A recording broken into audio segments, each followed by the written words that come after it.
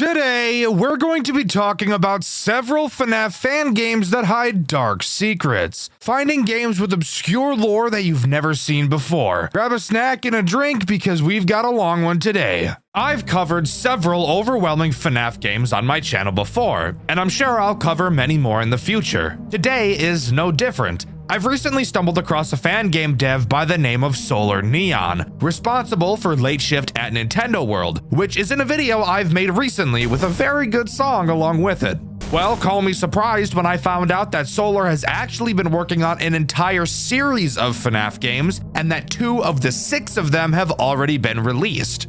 Knowing that, I couldn't help myself but get sucked right in, and now I'm going to force you to be sucked in as well. Today, we're going to be talking about Swingshift at Farley's, a FNAF fan game with some of the darkest and most sinister storytelling I've ever seen. Before we start talking about the actual gameplay loop this game has to offer, I first want to talk about the stylistic choices of this game. Something I noticed is that Swingshift at Farley's really feels like FNAF 1. A lot of games try to replicate the style and feel of FNAF 1, but I honestly don't think many are capable of doing it. Farley's is definitely one of them. The overall look and feel of the game really reminds me of the original Five Nights at Freddy's, which makes the game feel nostalgic. I love it. Anyways, moving on to talking about Night 1. There is plenty to talk about. Look at the length of the video. Again, the person that made this game also made Late Shift at Nintendo World, so you know we're about to see some of the most creative shit you've ever seen in your entire life.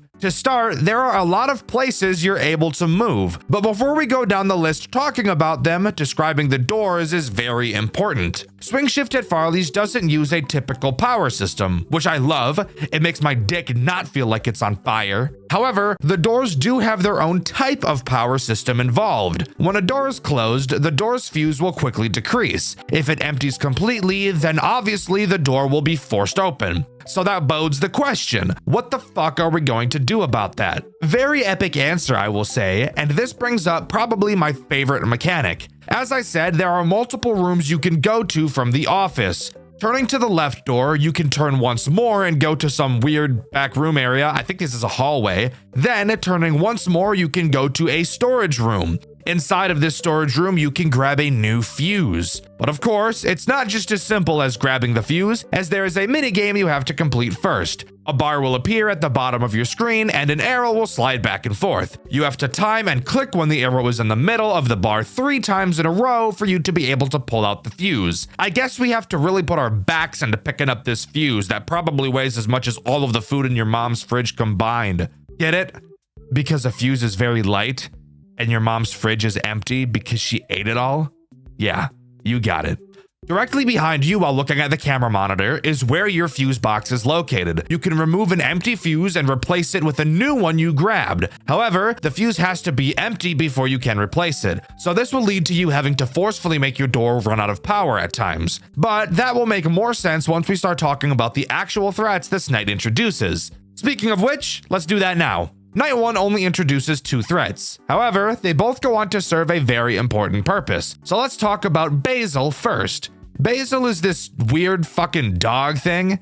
His goal is to attack your left door. He will make his way through the cameras and eventually make it to your door. However, something interesting you'll notice about Basil and your hallways, for that matter, is that they have no lights. So you won't actually be able to see Basil at your door, nor does he make a sound cue informing you he's there. So that poses the question, how are you supposed to know he's there? Something about Basil, and every animatronic in this game, is that unlike characters from some other FNAF games, they will never move backwards. So once Basil gets to his final camera before attacking, once he leaves that camera, you know for a fact he's at your door and you need to close it. This leads to you needing to constantly watch the cameras to track the characters, something I've noticed a lot of other FNAF games are unable to do without adding a music box or finding them on the cameras mechanic. See, fellow game devs, this game is proof that you can find an interesting way to use the cameras that isn't those 2 things. Basil will bang on the door when he leaves so you can open it again.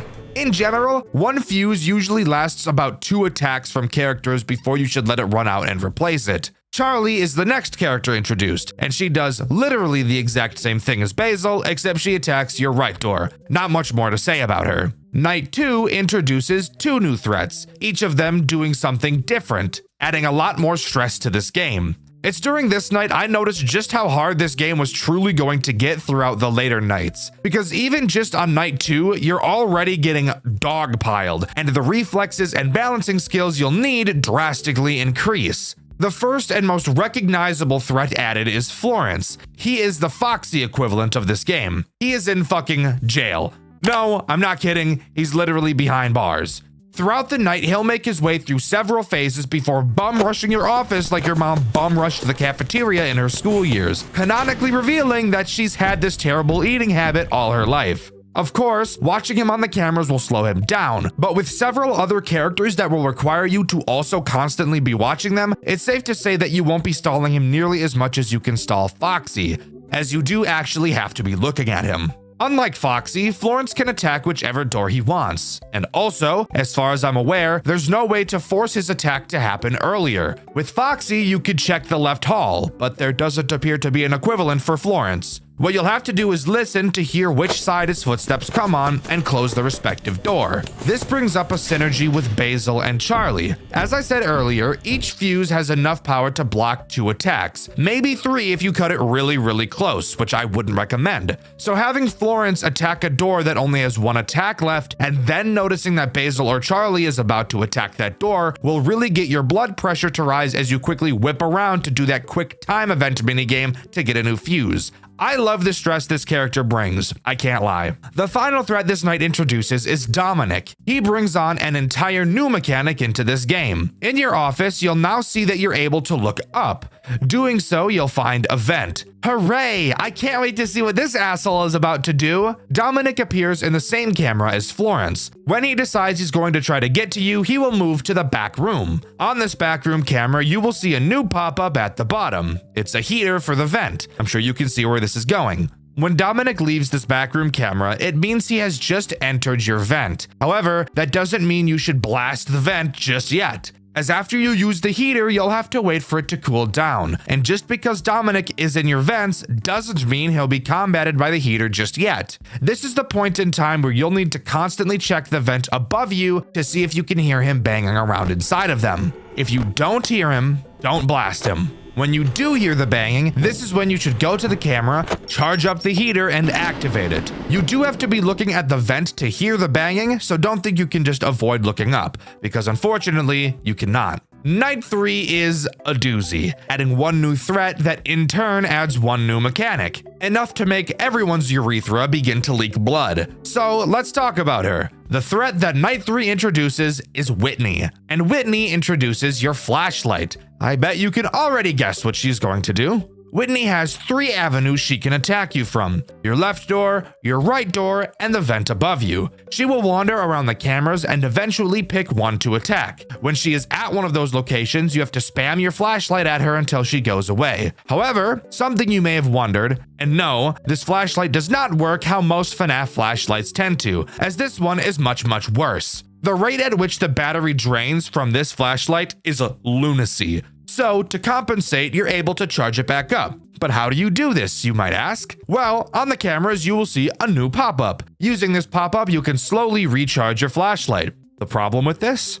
Obviously, aside from the fact that it's just a fucking music box, which I hate, is that the camera in which this pop-up is on teleports to a random camera whenever it damn well pleases. Did you just fucking hear me? The music box mechanic, aka my second least favorite mechanic of all time, is a find them on the camera mechanic, aka my number 1 least favorite mechanic of all time. This fucking charging flashlight pop-up is the combination of my 2 least favorite things, and they happen at the same goddamn time. You can't make this shit up, bro. When I first saw this, my penis instantly wilted like a flower and died. Fuck me. And that's not even the end of it, as Whitney behaves in the same way as Charlie and Basil. There is no sound cue for when she arrives at any of the 3 places she can arrive, and you also can't tell if she's there without flashing your light, which I've already explained drains way too quickly for you to just be flashing it all willy-nilly. So you have to track her exactly how you have to track Charlie and Basil. There's not even a crazy amount of characters, yet this is quickly becoming one of the most stressful FNAF games I've ever played. And don't even get me started started on how stressful this game gets when you go about replacing your fuses. You will be spending a majority of your time staring at the cameras, especially on later nights when the characters are moving pretty quickly. So having to spend a fuck ton of time grabbing the fuse and replacing it will guarantee that you lose track of literally every character you were watching. It's so stressful, and while I'm not a huge fan of being stressed out, if you could believe that, I do still think it's really cool how this game is able to pull that off. Night 4, and again, just as Five Nights at Freddy's did, Night 4 introduces the big bad antagonist himself, Farley. And let me tell you, he's honestly probably the least threatening character this game's seen so far, with a mechanic that makes him sound a lot scarier than he really is. Let's talk about it. Farley works in the exact same way as Charlie. The goal is to make it to your right door. However, the big catch with Farley is that you can't see him on your cameras. And of course, we already know we can't see door characters at our door. So how do we know where Farley is? Well, every time that Farley moves, he will laugh, which by the way, if you were curious, is just FNAF 1 Freddy's laugh. You will have to keep track throughout the night of how many times Farley laughs, as every 5th laugh will signal that Farley is now at your right door and that you need to close it. And this is where this game introduces a mechanic so cool, yet so useless. In your office, you will now see you have a little notepad. Using this notepad, you will be able to leave little tally marks. Now, why would you need to leave little tally marks? Well, this is this game's way of letting you keep track of how many times Farley has moved so you don't have to just remember. Every time you hear him laugh, open your notepad and mark a line. Once you deal with his attack, switch to your eraser, erase it, and start again. I think this is super cute and unique. I've never seen a FNAF game do something like this before, as most would probably prefer you just remember it yourself because that's way more AIDS-inducing. However, the way the rest of this game controls does bring up an issue with this otherwise awesome mechanic. I have 2 hands, in case you weren't aware, and on my 2 hands, 5 fingers are attached each. What's stopping me from counting Farley's movements on my hand? Doing this is actually a much better choice in my opinion, since it eliminates the time it would otherwise take to drop the camera, open the notebook, mark it down, close the notebook, and then reopen the camera. I think there's a very simple way to solve this problem and further encourage the player to actually use the notebook.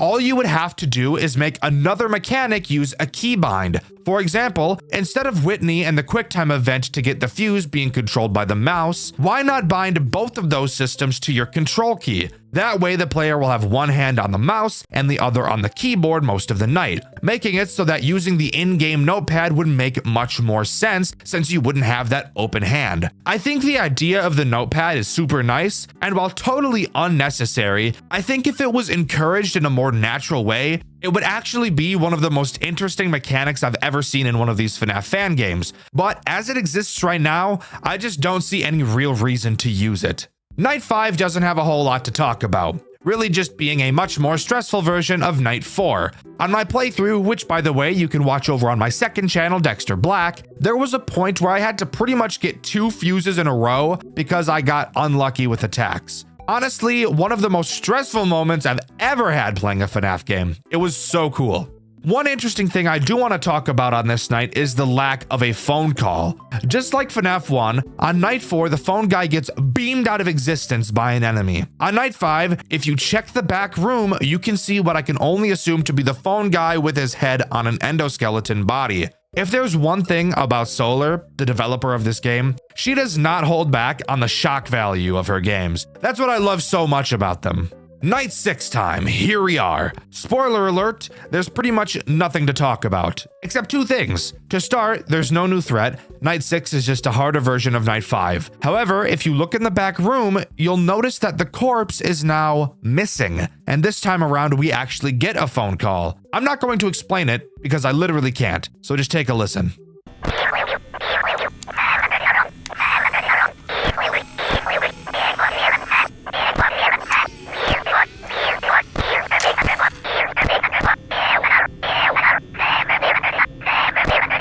Now you might be asking, Dxtr, what the fuck was that and why did you even show it to me? Well, dear viewer, if you reverse it, you'll hear the following, which I've added captions to.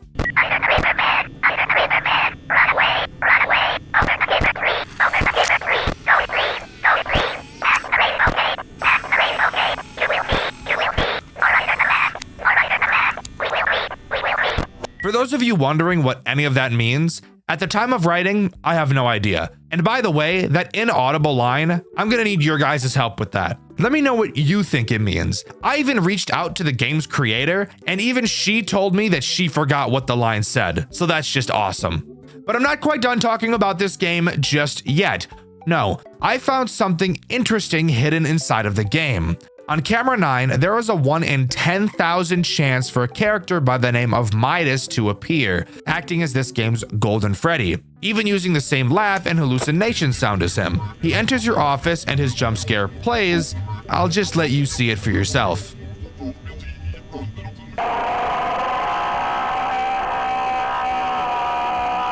So yeah, that's disturbing.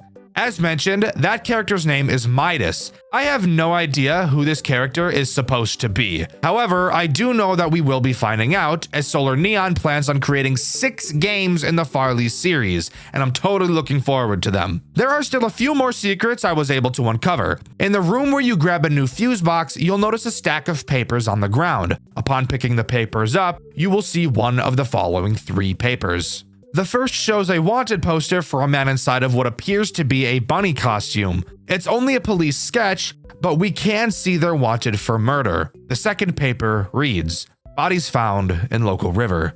In a shocking turn of events, the body of missing boy Thomas Fiver has been found under a bridge in Shantytown. According to the Utah Police Department, Thomas's body was stuffed inside a garbage bag with his head removed. The head has still not been recovered. A note addressed to the police was also found with Thomas's body, written by the guillotine killer. This has been revealed to be his 3rd victim. The guillotine killer, possibly giving a name to the killer in the previous paper, obviously being called that name for decapitating his victims. Another kid killer. Fantastic, but what did we expect, I suppose? And victim number 3. I wonder how many there are in total. The 3rd paper reads, 6 children now reported missing. Over the coming weeks, 6 children have vanished in Shantytown, Utah. While 2 of the missing children have no leads, it is believed that they are further victims of the infamous guillotine killer. Utah Police Chief Edward Cal has stated that they are expecting letters from the killer soon, potentially tying the 2 other children to his spree. Police are hoping to apprehend the killer soon. Well, that answers my question. 6 children this time around. Quite the hefty number, but nothing compared to my 12, but that's not important. What is important is that I lied and there's actually 1 other paper to be found. However, the only way you can get it is if you've been attacked by Midas. So, 1 in 10,000. Your chances aren't great, but lucky you, I'll just show you what the paper is. So it appears Midas came from another restaurant by the name of Midas's Galactic Pizza Palace. Also on this paper, you can see some possible other names for this character, being able to make out Mike, Monty, and Max. As you can tell, this is a napkin, clearly showing that this was a very early idea for a restaurant, even having multiple food ideas like burger and barbecue before settling on pizza, apparently stating that burgers are, quote, too easy to fuck up. And then of course, the sketch of Midas with his absolutely fucking massive veiny head. Disgusting, by the way. So, with the 5 other confirmed games on the way, there's still a lot to unravel this time. And you better believe I'll be here to cover it when it comes around. But as far as I'm aware, that's all Swingshift at Farley's has to offer. Overall, I think this game is easily one of the most creative pieces of fan game work I've ever seen. Solar Neon is so open to trying new and unique things, and I love that. I'm super looking forward to the other 5 games, and I can't wait to cover them on Dxtr Black, and of course, over on this channel. Hold up, guys! As I was working on this video, the 2nd game in the Farley series, Swingshift at Farley's Jr., actually released. And I thought, well, why not add that game to this video as well? So instead of ending the video right here where I was about to, let's go ahead and jump into Swingshift at Farley's Jr. So, this is kind of awkward, isn't it? I bet you were getting ready to click off the video and now we have a whole nother game to cover. Well, be grateful, I guess. Farley's Jr. starts with a very FNAF 2 style opening. We're sitting in the POV of who I can only assume to be Farley. We can look left and right and see Basil and Charlie accompanying us. Shortly after the minigame ends, we're booted to the main menu where we can see the toy animatronics. What the fuck? Like, these things literally look like the FNAF characters, but rest assured, they are not. Upon starting the game, we're greeted by a newspaper stating that this time around we aren't monitoring a restaurant, but an entire mall. Awesome. That doesn't sound like there's about to be a metric fuck ton of characters, now does it? Night 1 has a phone call that's like 5 fucking minutes long, and I'm not going to waste my time talking about it. It's your typical Night 1 bullshit, and he explains the characters we'll have to deal with. But of course, if I just let him do that, then I wouldn't really have a job, now would I? So let's start by talking about the tools at our disposal, because there are a hell of a lot more this time around. To start, let's get the obvious out of the way. We have a Farley mask that we can use. However, you may notice the 4 buttons inside of this mask. Don't worry, we'll talk about them in a bit. You can also use your camera to flash the hallway in front of you for a short period of time. However, every time you do, you'll lose 1 film reel. Throughout the cameras, you can find film reels lying around and pick them up. Also in the cameras, you can flash and hold your light on them so that you can actually see, which is very nice. You may also notice music box symbols on a good majority of the cameras. Don't worry, we will also talk about that in a bit. But that's really it in terms of mechanics that actually matter at this point in time, which means we can move on to talking about the threats this night introduces. Night 1 introduces a whopping 4 threats, already matching pretty much the entire crew of the first game, so this is about to get scary.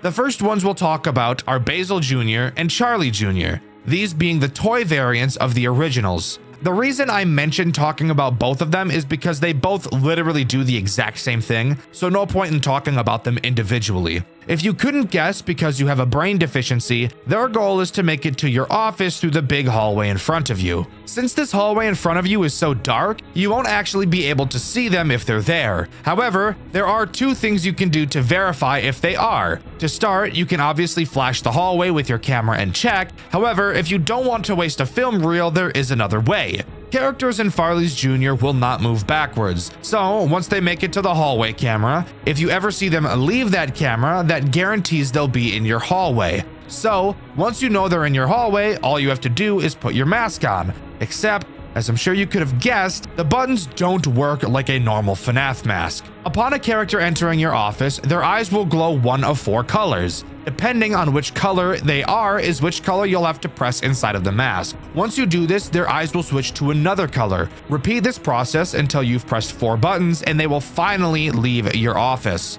I don't think I need to explain to you how fucking awesome this is. Solar Neon was able to take one of the most overused FNAF mechanics of all time and add a twist to it that makes it feel new. Does it make a whole lot of sense?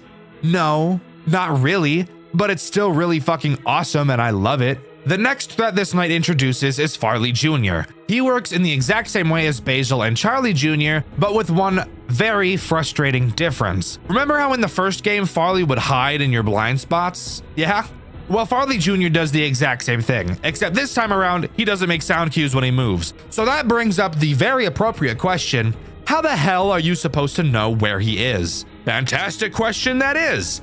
If you look at your cameras, you'll notice a large tracker button at the top. Whenever you click that tracker, it will show you which camera Farley Jr. is currently in. However, every time you use the tracker, you have to wait an entire century to be able to use it again. This is literally the only way to tell where Farley Jr. is, so you'll have to get pretty lucky with your timings of this, especially on later nights. With the juniors out of the way, we can move on to the final threat that Night 1 introduces, that being the marionette.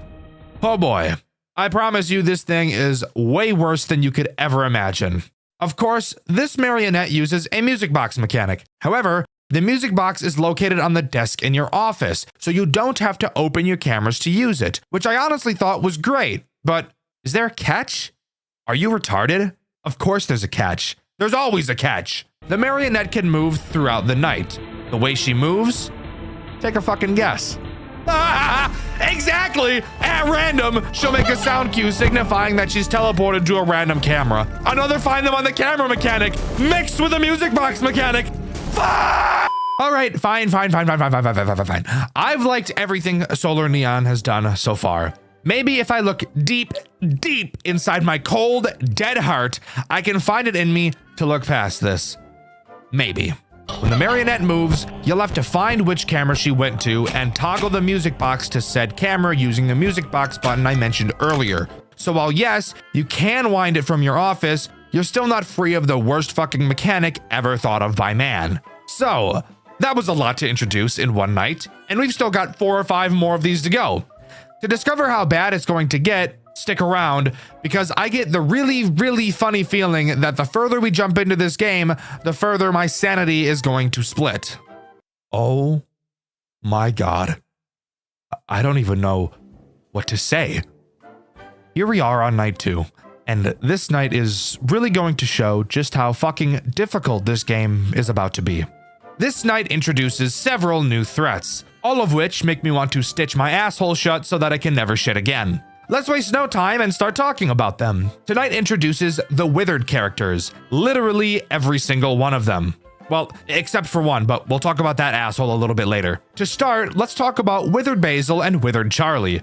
I'm going to talk about these two together because just like their junior variants, they both fundamentally do the same thing. On night 2, you'll notice in your office you can now pull 2 gates closed on both sides of you. These gates are important for these 2 threats. Withered Basil and Charlie's goal is to get to your office through these gates. Basil will attack the left and Charlie will attack the right. Just like seemingly every other character in this game, you won't be able to see these two while they're at your doors, so you'll have to track them on the camera to be able to tell when they've disappeared to them. Once you know they're at your door, close their respective gates and wait to hear them hobble away. You know when I said their goal is to attack these doors? Well, I kind of lied because they both have one other form of attack, that being the hallway in front of you. Both characters will appear in the hallway camera. When they disappear, they will do one of 2 things. The first will be moving to a side camera to make their way to their gate. The other will be moving to your hallway just like the juniors do. When you know they're in your hallway, all you have to do is flash them and they'll go away. These 2 characters alone already add a bunch of stress to this gameplay loop, especially with them being able to attack in more than one way. But we're still not done. We have yet to talk about the final threat this night introduces, the Jailhound. Jailhound is an incredibly frustrating character, mainly because he forces you to use 2 means of defense against him, both draining a crucial resource and wasting a lot of time. Jailhound can only attack through your main hallway. You'll know he's there because thankfully he'll start talking to let you know that he is there. The first thing you'll need to do is flash him, using up one of your film reels. Then, and only after you flash him, must you put your mask on. If you put the mask on beforehand, he'll kill you. This is explained by the flash disorienting him enough for the mask to fool him. Pretty interesting explanation, I will admit. Once you put the mask on, he'll enter your office for a short period and leave. Unlike the juniors, you do not have to play the Simon Says minigame inside of the mask. So yeah, a metric shitload of stuff thrown on top of you on only the second night of the game. And let me give you a little spoiler. There's a lot more characters that are going to be added to this loop. And with each one, years of my life are plucked away like nose hairs. I only want to die a lot, guys, don't worry. But I'm not quite ready to move on to night 3, as during my playthrough of night 2, which you can see over on my second channel, Dxtr Black, I of course died a few times trying to beat night 2 as I got used to everything. One of those times that I died, I actually got thrown into a death minigame. So let's talk about that. In this minigame, we play as a girl named Crystal. We go to the house of a man named Mr. Martinez, which, judging solely based on the color of his dialogue tech, I'm going to assume he's this game's William Afton.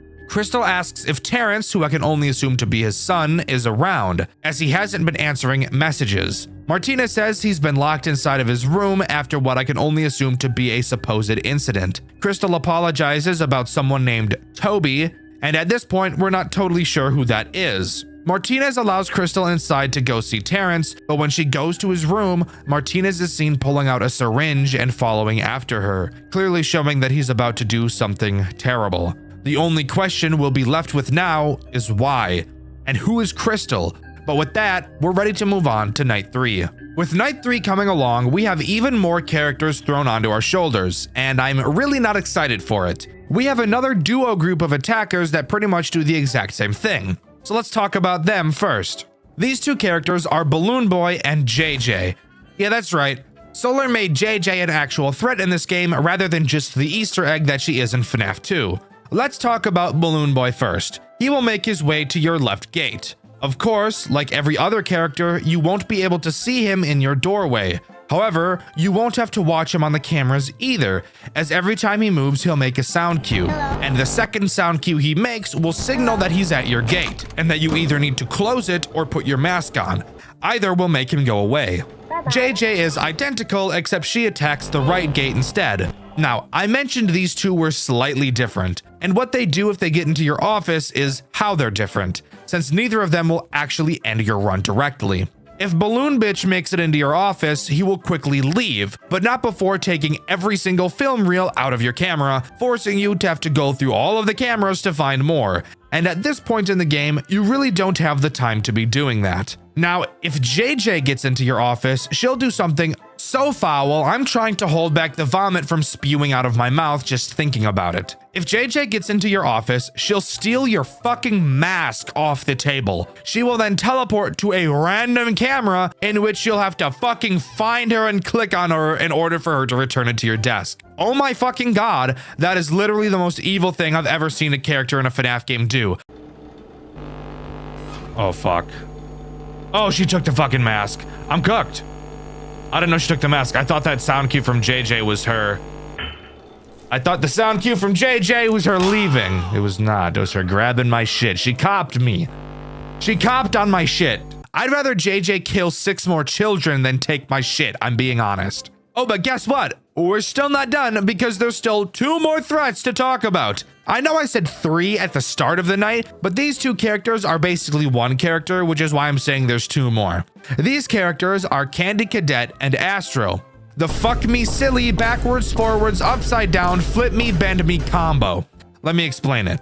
So, you'll need to watch camera 10 to see when either of these 2 leave. It's important you know who leaves first. If Candy leaves, he will approach one of your gates at random. You, of course, will not be able to see him at your gate without either flashing your camera or watching the cams to see when he enters. He also makes no sound cue either, so that's great. Once he's there, you'll need to close the gate until he leaves. However, shortly after Candy Cadet attacks, Astro will attack the other door shortly after. Now, you may be wondering why I mentioned how important it is for you to know who leaves camera 10 first. Well, that's because if Astro leaves first, he'll do something a bit different. If Asshole leaves first, he too will go to either of your gates. However, when he's at your gate, he'll start singing. You need to close which gate you hear him at until he leaves. And of course, when he does, Candy Cadet Hole will soon attack the other side. These 2 add so much more unnecessary stress to this game, and Solar Neon knew exactly what she was doing when she made this. Asshole. Before we move on to night 4, I want to talk about another death minigame I got while working on this night. It's literally an exact copy of the Give Cake minigame from FNAF 2. The only major difference is that we play as Farley instead of Freddy, and instead of a random crying child, we see a girl come to the entrance who in the programming is named Charlie. Soon after, a car pulls up to the building and a man in a bunny mask gets out. Now, while I would imagine this person is probably Martinez, I do have to point out that in the code, this character's name is Guillotine. And if you remember from the first game, is the name of the serial killer. So it appears we get to see the abduction before one of his many murders. But with that, we can move on to night 4. It got worse, guys. Let me tell you, it got so much worse. Way worse than I could have ever imagined. Not only does Night 4 add 2 more characters, but it also adds a brand new mechanic that makes this game far more stressful than it already was. To start, let's talk about the new mechanic, being able to turn off the power to the building. I bet you can take a solid guess where this is going. When the power is off, you obviously can't check your cameras. However, you can still put your mask on and close your gates. With that in mind, now on to the 2 threats this night introduces. Let's start with the simplest one, Mangle. Mangle has 2 ways of getting into your office, the big hallway in front of you, and the vent that's on camera 9. I've neglected to mention this vent up until this point, because Mangle is the only character to interact with it. Plus, you can't even see or interact with this vent in any way regardless. When you see Mangle in your hallway in front of you, you'll have to shut the building's power off. She'll swoop into the office for a few seconds and then leave, wherein you can then turn it back on. The vent is pretty much the same, but since you can't see the vent, the way you'll know you have to shut the power off is when you hear her in your vent. Turning off the power throughout the night when watching the cameras is so integral to this game's cycle is absolutely brutal. And the final character introduced on this night doesn't help with that at all. Withered Farley is the last character introduced on night 4, and he serves to be one of the most stressful yet. Once Withered Farley makes a successful movement opportunity, he will teleport directly to your main hall. Every time you flash the hallway, you'll be able to see him. Throughout the night, he'll slowly creep his way towards your office, and once he enters, as I'm sure you could have guessed from my intro of him, you'll have to shut the building's power off until he leaves. Mazel tov! I want to die. This is every single threat in the game. And let me tell you, completing this night was honestly one of the hardest challenges I've ever put myself through. And we're not even on to night 5 yet, so I'm really not excited for all that. But there is still one thing I want to talk about before we move on to night 5, and that's another death minigame I got while playing night 4. In it, we play as an unknown character seemingly on a camping trip with another unknown character. Child number 2 wanders off and we go to follow him, only to go deeper and deeper into the forest as we lose track of him. When we find him again, we see him trapped in the back of someone's car as it drives off. Maybe got some inspiration from the FNAF movie, just a hunch. Shortly after, Farley jump scares us. And this leads to a small theory that I have. I get the feeling that for each of these minigames, depending on who jump scares us at the end of them is meant to hint at who the stolen child in said minigame would go on to possess. Just a hunch, but I wouldn't be surprised if that was the case. Anyways, on to night 5, and I'm really not excited for it, I can't lie. Thankfully, night 5 doesn't bring anything new to the table. I thank God for that every day that I wake up, because he knows better than anybody how I would have lost my mind had there been more animatronics added on this night. However, there is something very interesting to note about this night. 1, I never got a death minigame like I was hoping for, but that's fine. And 2, something very interesting happens once you complete the night. I'll let Dxtr Black take it away. Subscribe, by the way. Woo! Oh! I need to relax.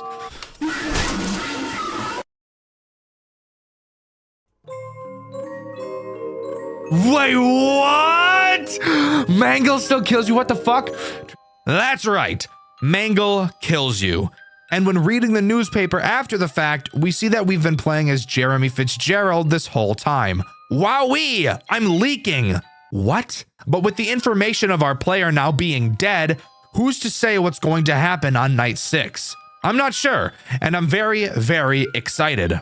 Night 6 is pretty interesting, so let's just jump right into it. To start, we're now playing as Mr. Martinez, both the man who was holding the syringe in an earlier death minigame we talked about, and the man I suspect to be the guillotine killer. In our phone call, we actually get to hear the conversation between Mr. Martinez and the phone guy, and I think listening to it for yourself will be much better than me describing it to you. Fancy seeing you there, Mr. Martinez. And on a night like tonight. Why are you interrupting my night, Gretchen? You tell me, Vincent. Poking around my mall, and during an active investigation, no less. God. You know, I gave you a lot of time. More than I've given most of my vendors. But no. First your hunks of metal fuck with my staff. Then those kids go missing. The cops start ripping my business up. That poor Jeremy kid gets his head smashed in by one of your freaks. The one you told me you would fix. And I now find you there, doing God knows what. Now what is that supposed to mean? Oh, I think you've got a pretty damn fine clue. Are you threatening me, Gretchen? I'm not sure baseless accusations are a good look for you. Then let me make it simple. If you're not out by the time I get there, I'll throw you out myself. Is that right now? Yeah, it is. Want to know why? Because I've been in this business long enough to know what scum is. Whatever mess you've made, I want it cleaned up. Otherwise, the police might be expecting a little tip soon. I think this further adds to my confirmation that yes, Mr. Martinez is 100% the guillotine killer and this game's Afton. This night really serves to be a much harder version of night 5. However, to my surprise, one new character is actually added, that being Midas, the secret character from the first game. He acts in the exact same way as Golden Freddy does in FNAF 2. Occasionally, when you drop your monitor, he'll be in your office. If you don't raise your monitor again fast enough, he'll kill you, easily becoming the most frustrating character in this game in my opinion, as the crazy amount of shit going on is already hard enough to keep track of in your head, but adding this bullshit guy on top of it really serves to make my head explode. However, it did lead to my crazy completion of night 6.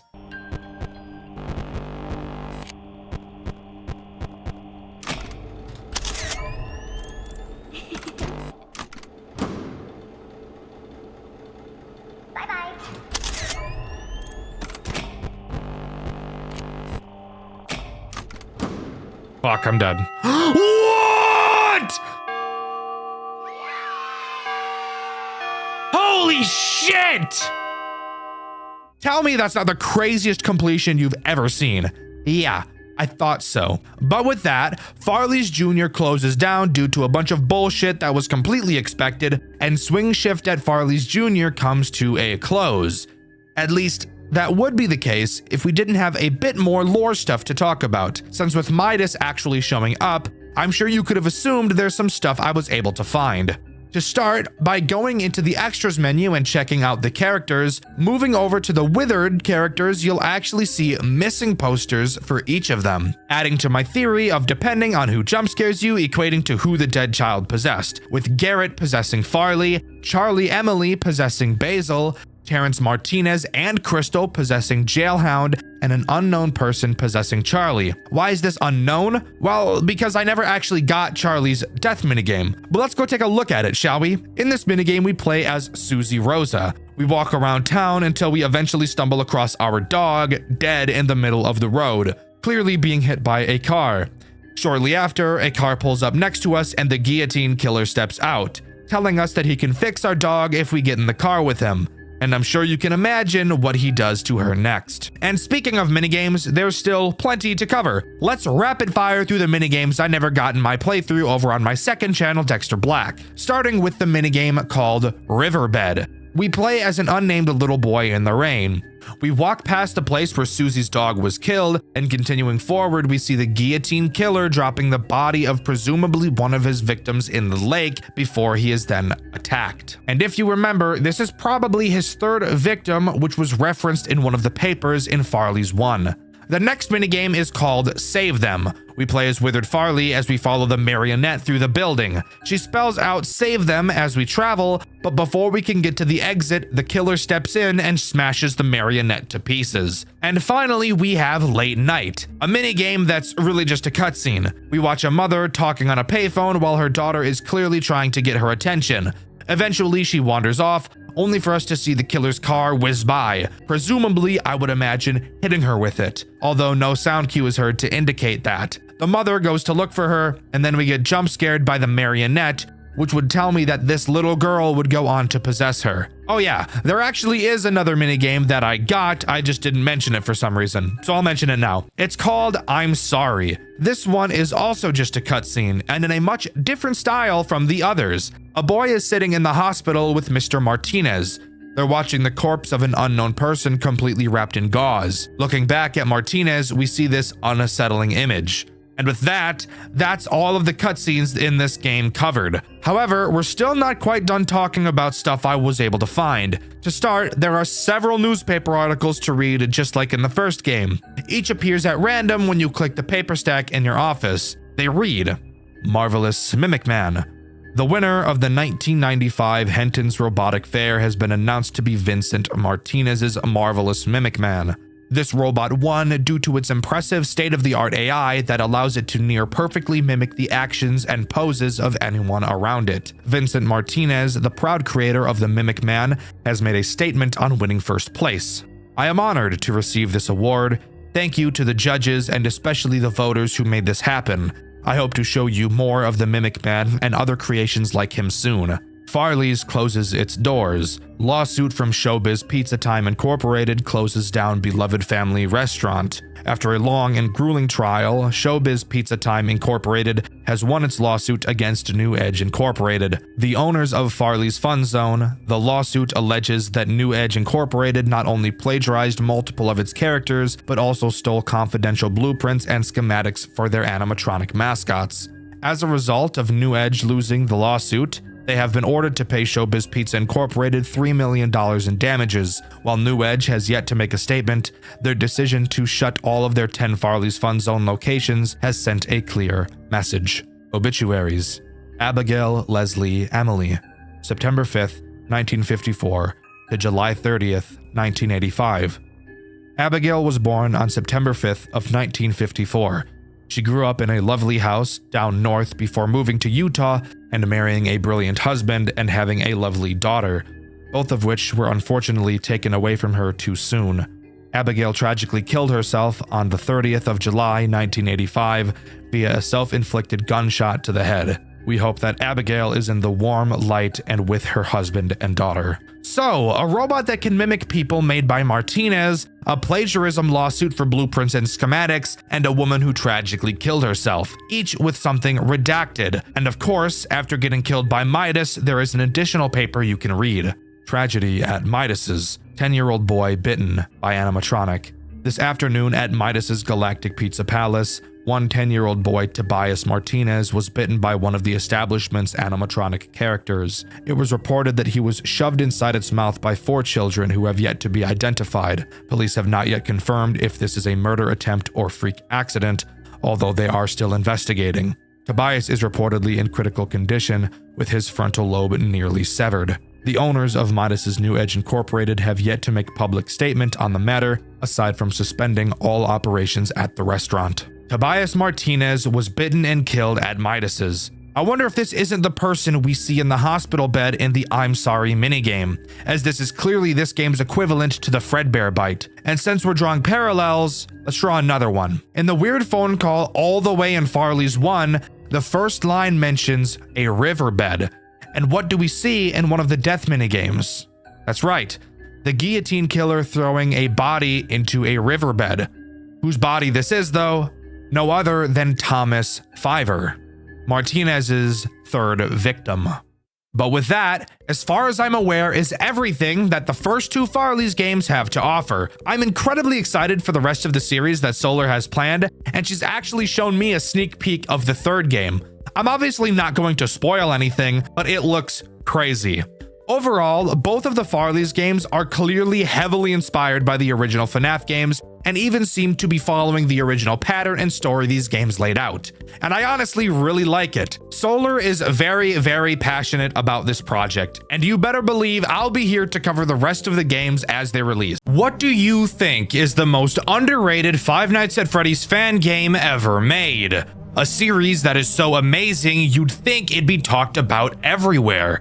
But when you go to check, it seems like nobody has ever even heard of it.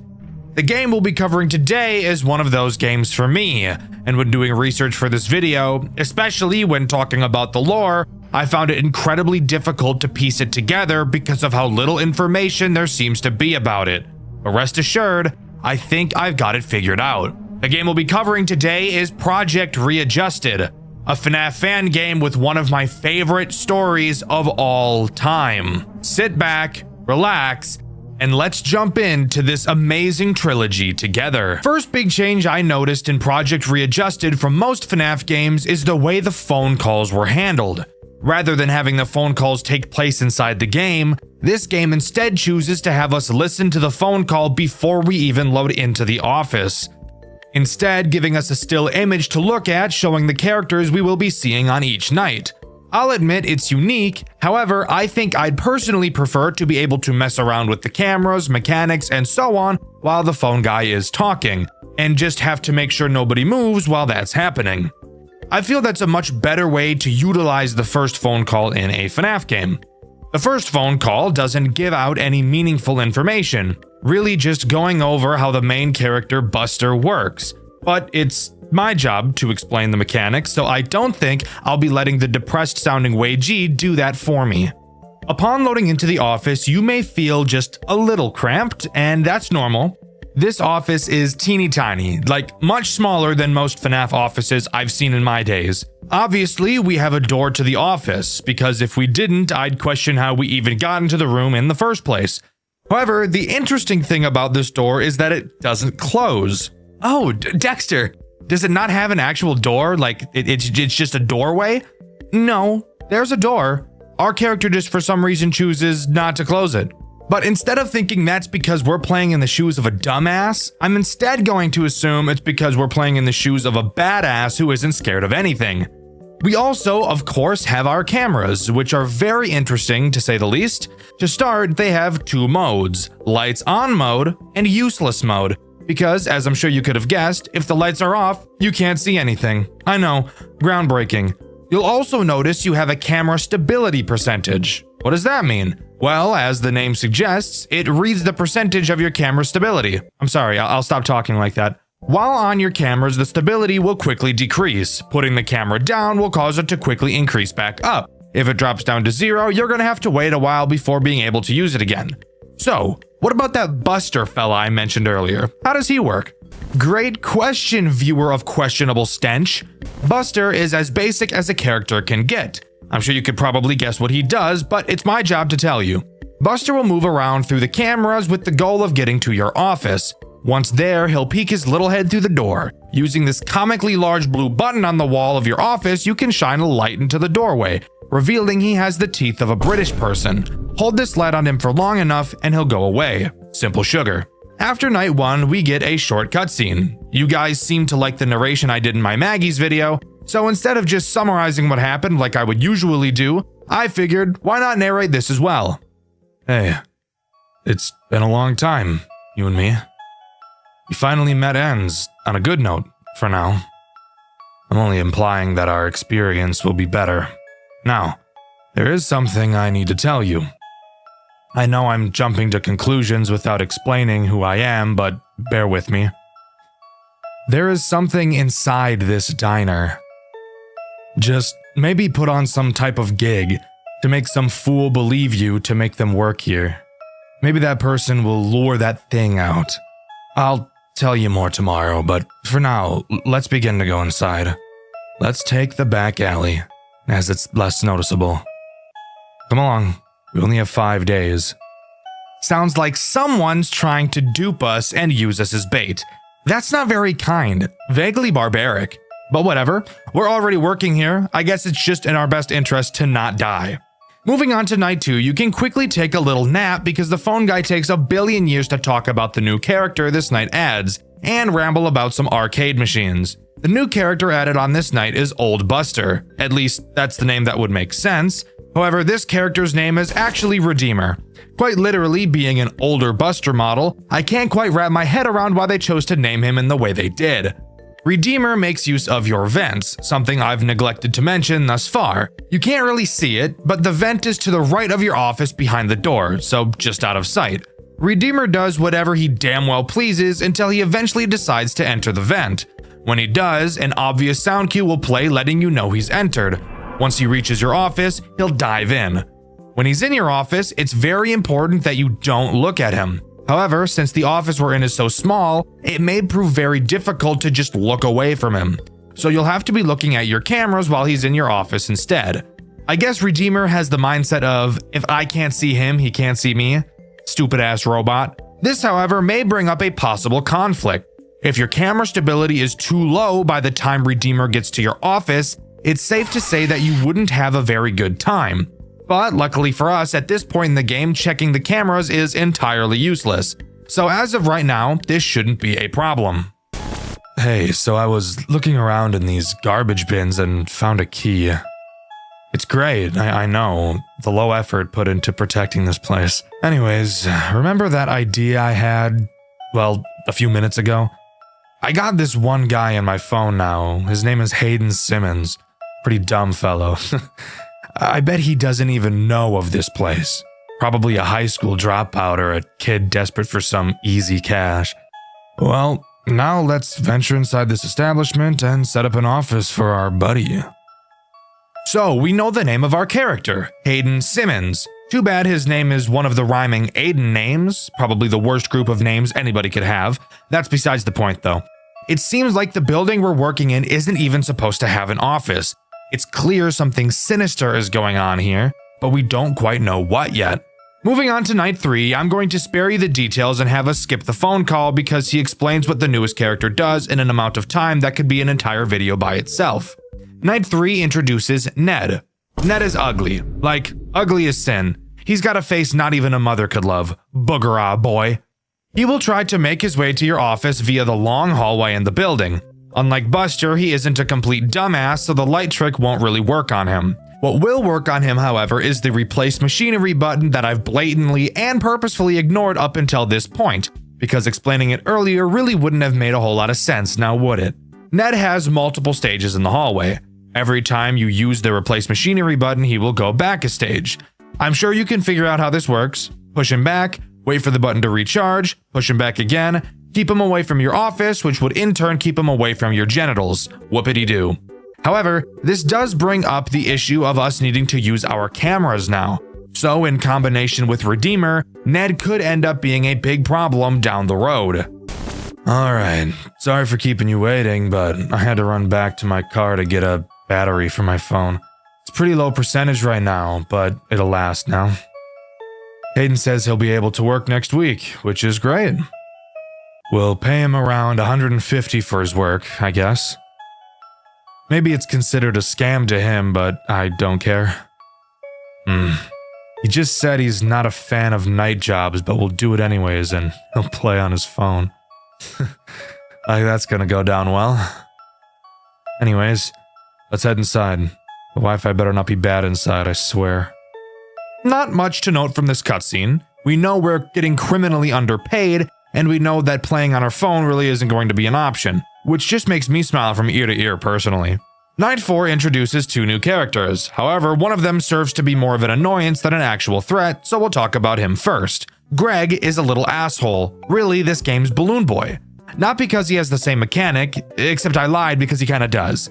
His main goal is to disable your light and leave you vulnerable to Buster. He'll slowly crawl across your office. You will have to click him multiple times to make him go away. If you don't, he'll park his fat ass on the button and prevent you from using your light. You might be asking yourself, Dxtr, clicking on him? How does the game justify that making sense? Perfect question.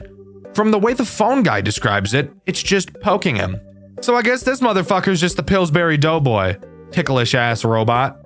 The other That's so fucking stupid.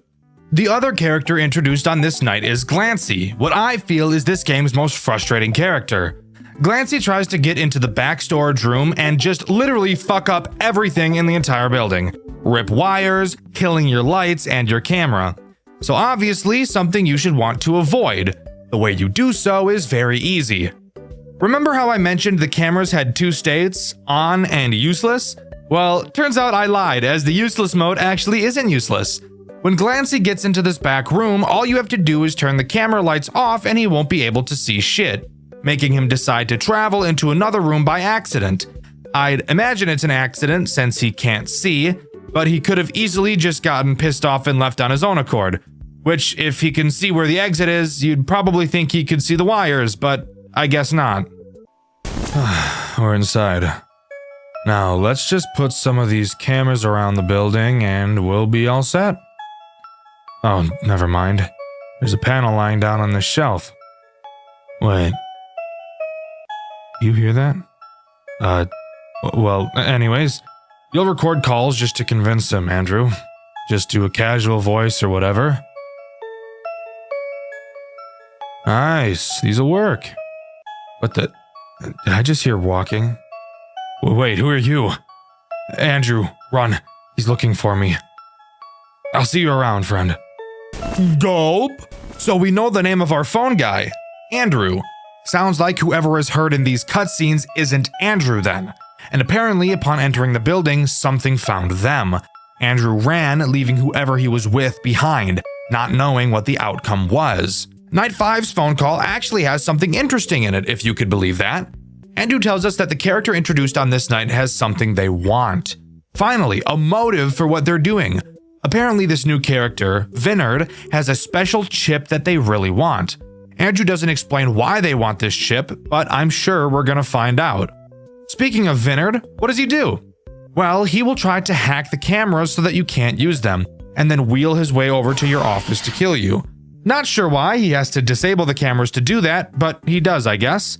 Occasionally, you will see a purple error next to his camera. When you do, all you have to do is go to that camera and turn the light off so he can't see. Because like some people, he can't type without looking at the keyboard. Embarrassing. That's a talent you probably want to learn if you're on a computer all day. But that's really all he does. It really starts to show on this night how difficult this game can be, requiring you to be in the cameras very frequently. The only real chance you'll get to recharge your stability is when Buster is attacking, and I think that was on purpose for the sake of balancing, but maybe I'm being too optimistic. Unlike every other night, Night 5 doesn't have a post-night cutscene, so I can't talk about that. What I can talk about, however, is an Easter egg and a fun piece of trivia about one of the characters in this game. After completing Night 5, you will unlock Custom Night. Inside, if you set everyone to max and click the Fox plushie in your office, you'll get this jump scare.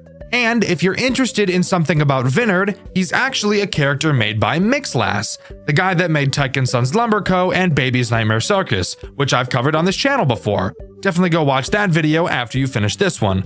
And as a result of using Mixlass's character, Mixlass then used one of Mechless's characters in his game Tyke & Sons Lumber Co. Pretty cool if you ask me. But that is all Project Readjusted has to offer. Overall, I think the game is surprisingly mechanically complex for a first game, something pretty uncommon with fan games that take place in a series like this. But don't let the lack of lore fool you, as Project Readjusted has one of the most interesting stories I've ever seen, and it continues in Project Readjusted too. It's been so long since I've seen Matthew. He just disappeared. I must find him again. I have so many questions. I could possibly get answers from the new Buster's location. The location is currently being renovated, but they must need some kind of guard. Could be hiding there after all this time. Well, let's see where this takes me in my hunt to find him. Project Readjusted 2 opens with a mission already in mind, finding a man named Matthew. I'm unsure who Matthew could be. My only guess at this time is it's the guy that got left behind by Andrew in the first game, but that is obviously unconfirmed as of now. Our player, Andrew, enters an old Buster's location to look for answers, throwing us right into Night 1. Loading into Night 1, we get a call from the phone guy who goes over the basics of what we'll be doing. He mentions that they're currently working on newer models of all the characters. Not a whole lot of interest to point out during this call. However, what is of interest is how scared I was when I first saw the equivalent of 3 fucking music boxes in one camera. But lucky us, we don't have to worry about that right now. Unlike Readjusted 1, this game doesn't have anything to stop you from staring at your cameras for as long as you'd like, which is a breath of fresh air. But that only means that this game is going to be AIDS in a different way, and we'll figure out how soon. Let's talk about the first and only threat Night 1 introduces, Cable Buster, who I'm just going to be calling Buster because I'm lazy. Buster makes use of a new mechanic this game introduces, the Showtime tapes in Camera 1. When Buster gets to either Camera 5 or Camera 7, you will have to look at him. He will be repeating a day of the week. I don't know why he feels the need to say it out loud constantly. Phone guy explained that apparently that's what he's designed to do, walk around the building and inform people when the show is about to start. But why would he say the day of the week if that was the case? I have no idea. Once Buster says what day of the week the show is on, you will have to quickly go to Camera 1, set the sound file to the day of the week he stated, and play the audio track. This will cause him to meander back to Camera 1 and do a little jiggy. Just kidding, he doesn't dance. I just lied to you. Something isn't right. Papers are coming in about a missing person. A missing person at the old Buster's. It must have been the spy that Matthew took care of. He's on the prowl and I will end it in this place. There's no way I can fail this. His tracks are so hidden yet so predictable. I just need more clues.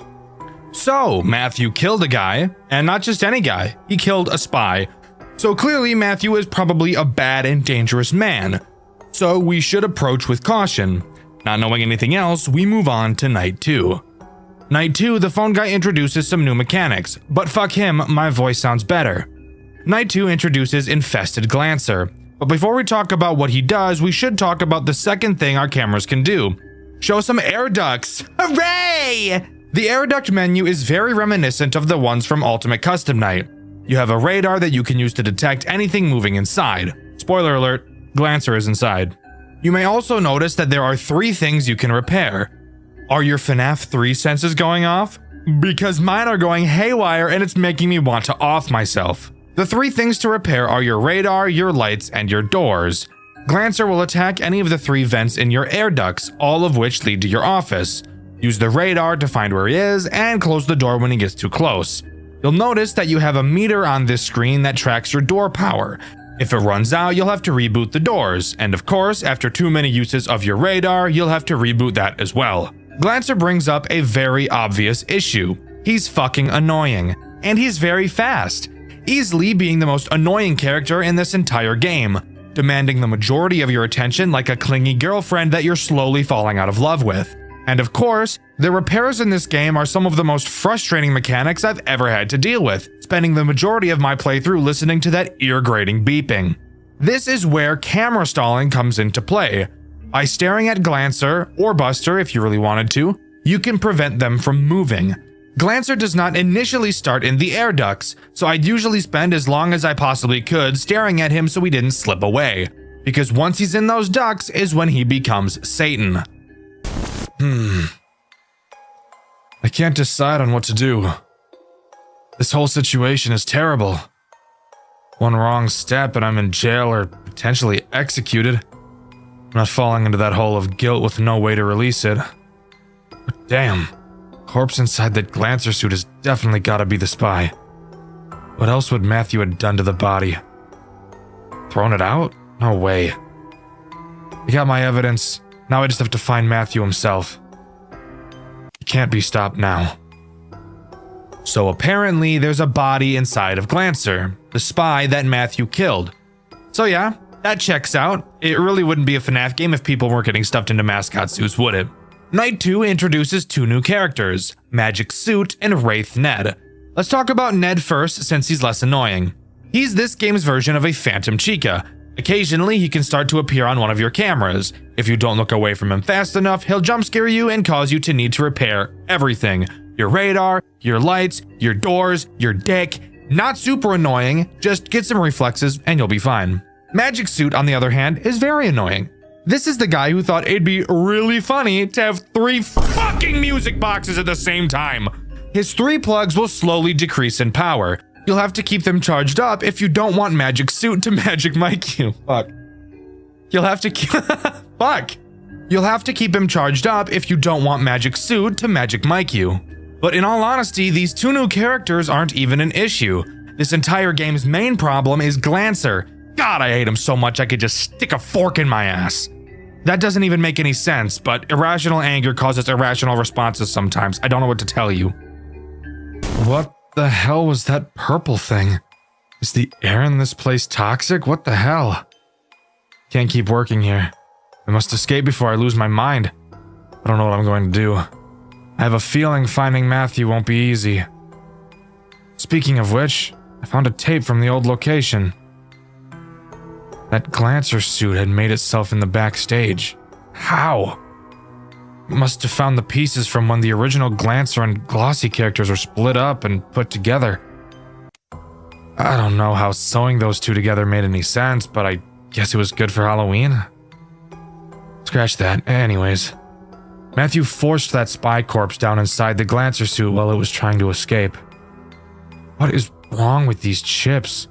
I feel like someone is controlling them. No way this is artificially programmed in the animatronics. It's too mobile. Now there's more than one thing I need to find out. Great. So it sounds to me that Glancer put himself together and tried to escape the building, but while doing so, Matthew stuffed a corpse of the spy inside of him. What the hell is going on? I have no idea, but hopefully some more context will come along soon. The only character introduced on Night 4 is Wraith Finn, being in my opinion the second biggest threat in this game. Finn will quietly appear in your office. Up until this point, you haven't had any reason to ever lower your camera. Well, Finn is now your reason. When he appears in your office, you will have to hold your mouse over the top half of his body until he fades away. If you don't, say hello to a fuck ton of repairs and a quick death. Something I find really weird about this mechanic is how it's explained in the game. The phone guy literally tells us to put our cursor over it. She said she stared at what she saw, putting your cursor right on its upper half. That's kind of specific, but whatever. Just her, I guess. Anyway, good night. I've never really seen a FNAF game be meta like this before, but I guess, how else are you supposed to explain the mechanic? I suppose you could say to stare at it, but that wouldn't indicate you need to touch it with your mouse. Overall, a very goofy introduction, and a character that I forgot about so much, I think I died to him more than any other character throughout this entire franchise. Okay, I have many questions. How did that design get into this place, and how did it just fade out of existence? It was called Finn. We never got around to finishing it. It was like Buster's pal. The head was never done, but he had his other pieces done. Although I noticed this Finn had his hands gone. This place is so damn weird. This place is so damn weird. Alright, so really nothing interesting said there at all. Finn was supposed to be Buster's friend. Buster is a fucking robot. He has no friends. Moving on to night 5, as it should be much more interesting and hopefully have a more interesting post-night cutscene. Night 5 introduces the last threat this game has to offer, Wraith Vinard.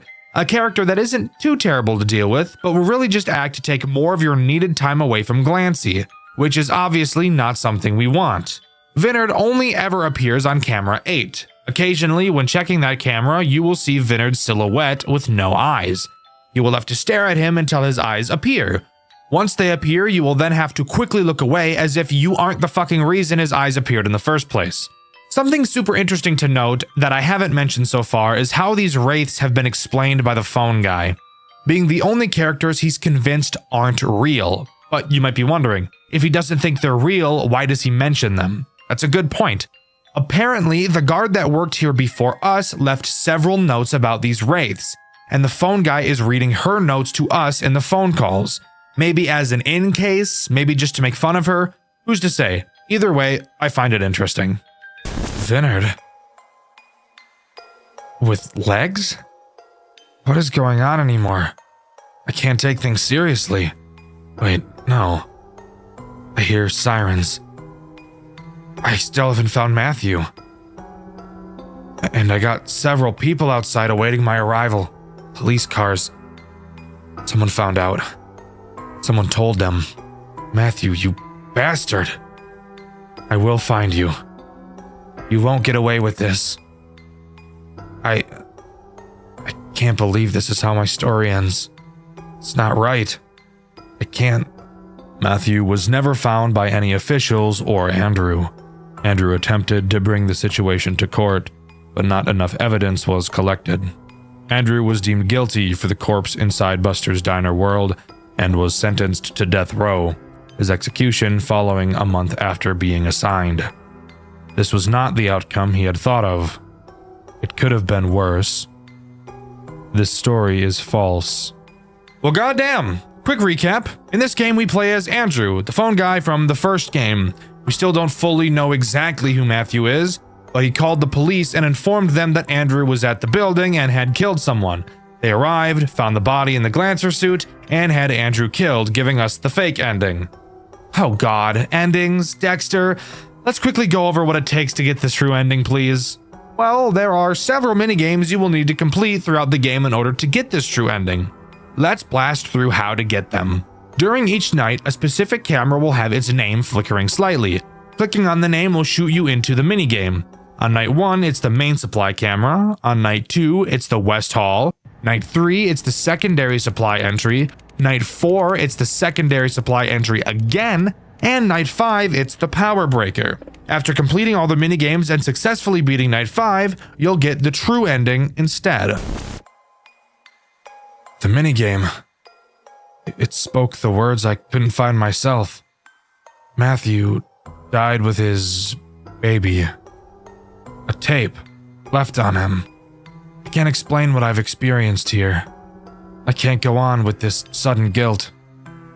This damned children's entertainment chain should have never happened. This outcome was not proper. And I can't handle it. I don't know what will happen next. I'll report the death of him and the corpse to the police. At least I can get off with no charges. I can't put myself to do it. I can't go the route my gut wants me to go. Later the same night, Andrew had a heart attack. No evidence was ever turned into the police due to this. Nearly a week later, police arrived after suspicion from pedestrians roaming the streets. Police had not told any officials about what was found and began to demolish the location. Andrew's story is over. An ending to a tragic story. There are no solutions to the problem. Diner World Entertainment was shut down immediately and ran out of business, seeking a new opportunity to reach into kids' hearts. This is the true story.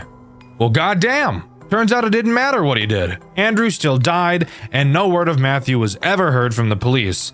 We just can't win, can we? Well, luckily for us, this storyline does continue, and even more lucky for us, it continues in the best game in the series, and arguably one of the most creative FNAF games ever designed. I know who you are, Andrew Vargas. I've seen your name in records before. I know what you're doing. You want information. Lots of it. I'm no provider, but I can lead you to what you want. I know that man, Matthew, has been nothing but a mystery to you. His image is shrouded in a dense fog that your gaze cannot penetrate. But you want to break it, do you not? You can either go the full walk or fall short.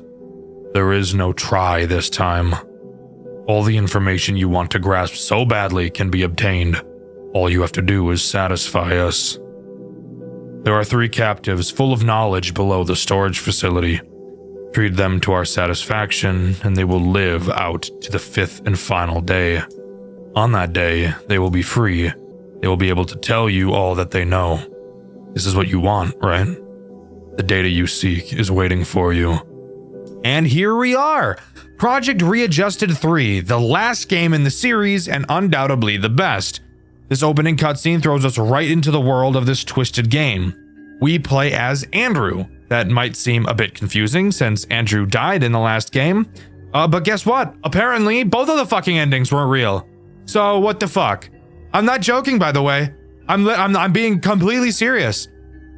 Both of the endings in the second game aren't real. The true ending isn't real. Both the fake ending and the true ending both didn't fucking happen because it takes place before this one. So like, what the fuck was that all about, huh?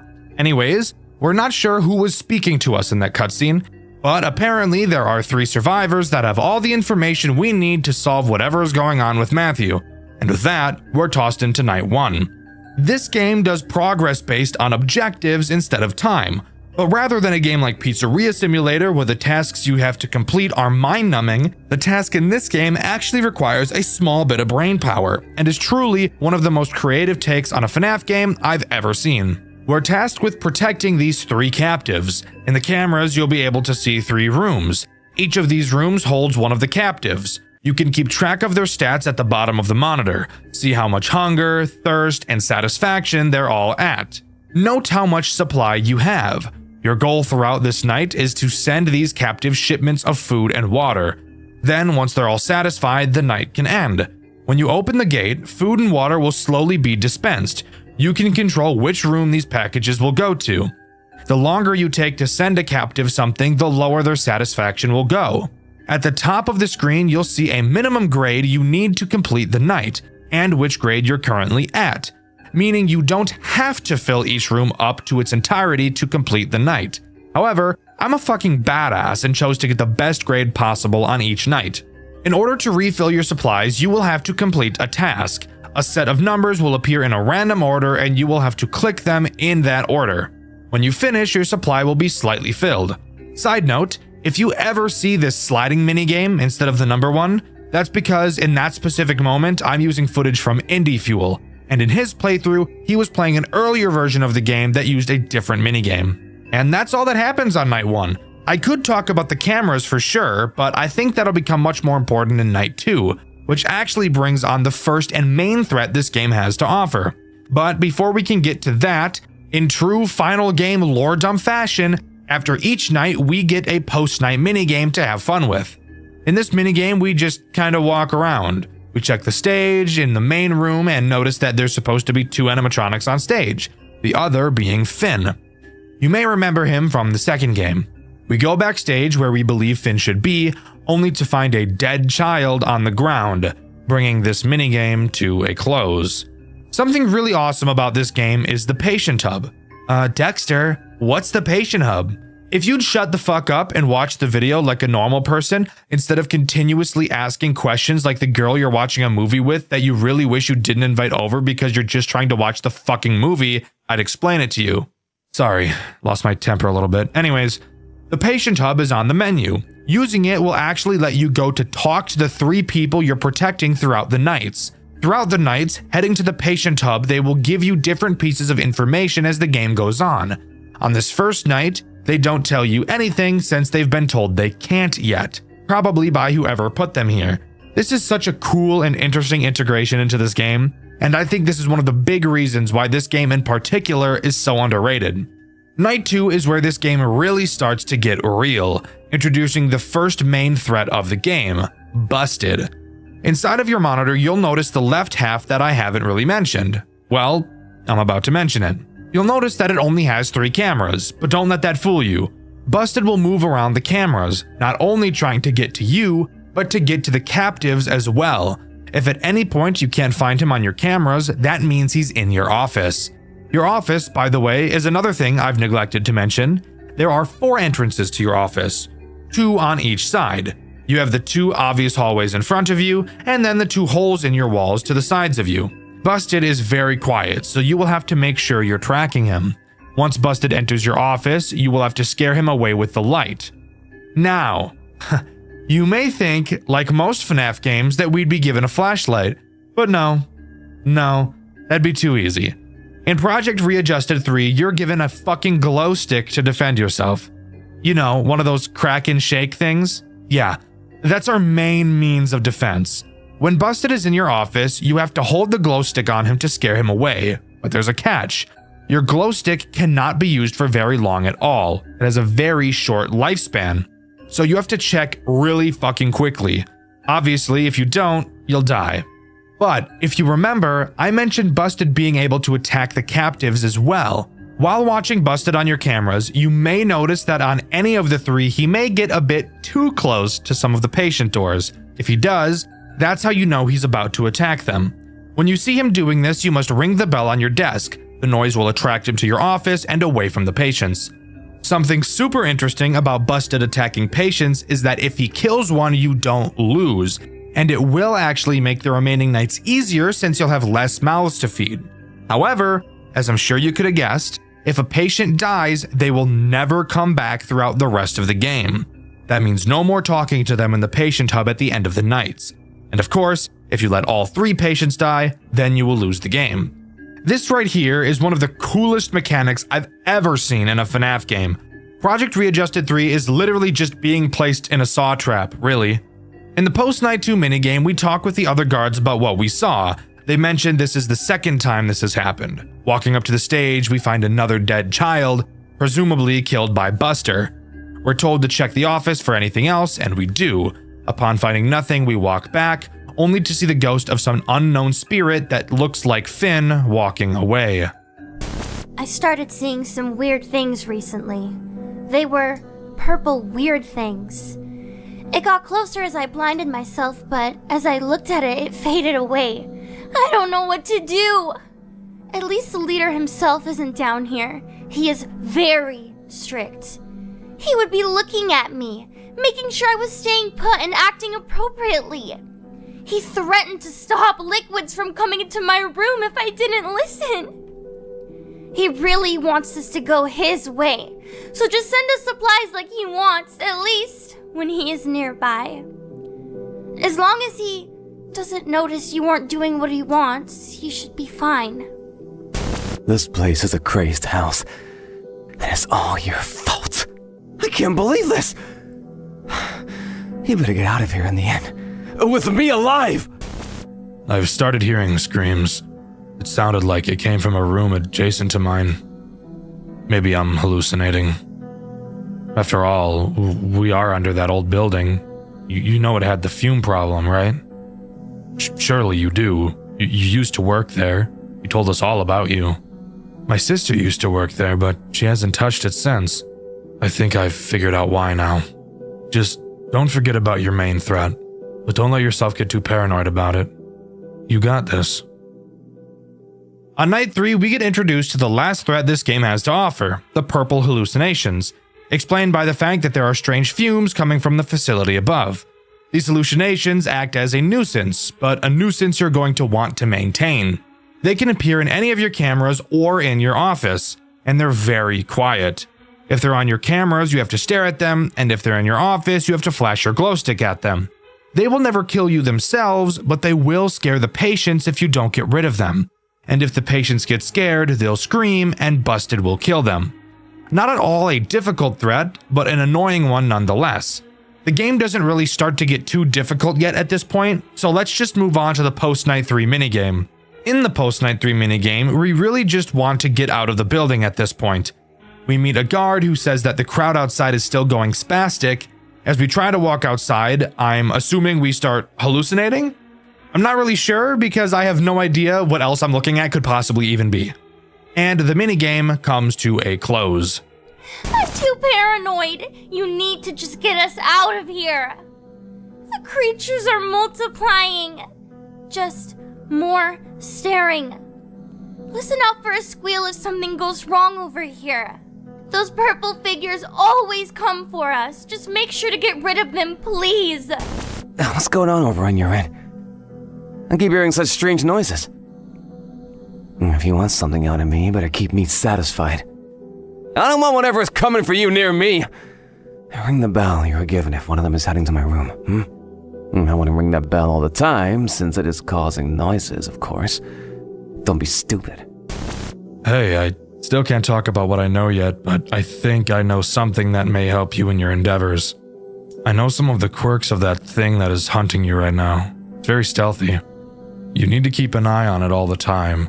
It may hide in various spots, so make sure to be up to snuff with your surroundings. I don't know much about its chip data, though. I only ever overheard my sister read out some blueprints she picked up on her last workday a few years ago.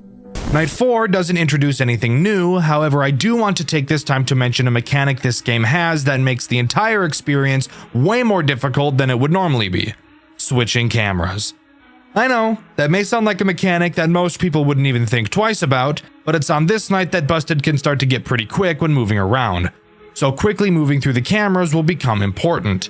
However, even though there's only 3 cameras, switching through them quickly can prove to be quite nerve-wracking. You cannot click any camera at any time. You can only move to cameras adjacent to the camera you're currently on, which means if you're on camera 1 and want to get to camera 3, you will first have to click on camera 2. Typically, this wouldn't be an issue, but you have to wait for a static animation to play each time you switch a camera before you can switch it again.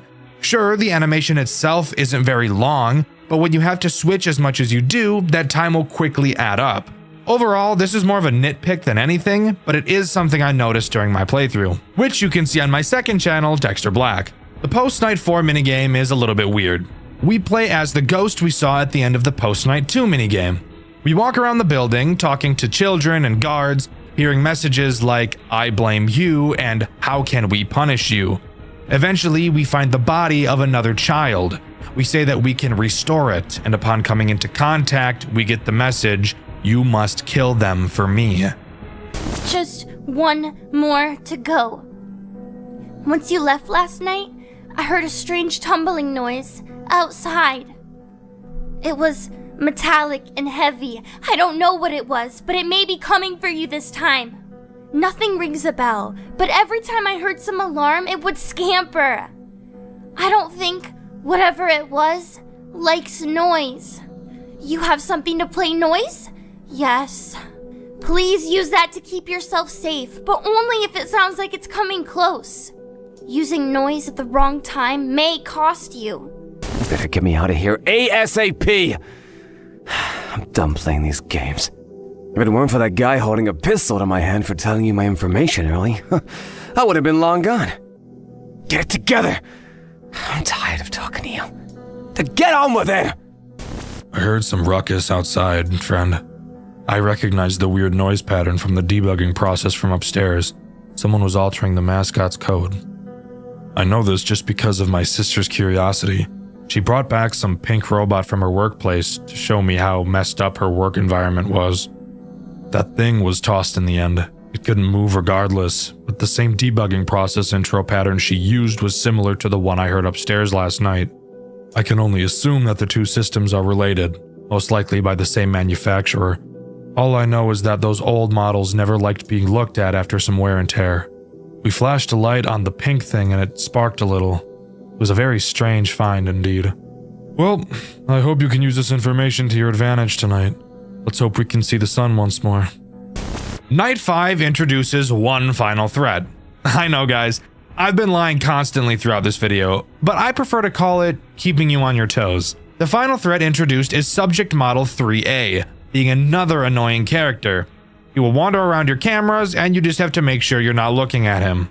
If you look at him for too long, I'm assuming you can guess what happens to you. Major bun pounding, salad tossing, you get it. Don't look at him.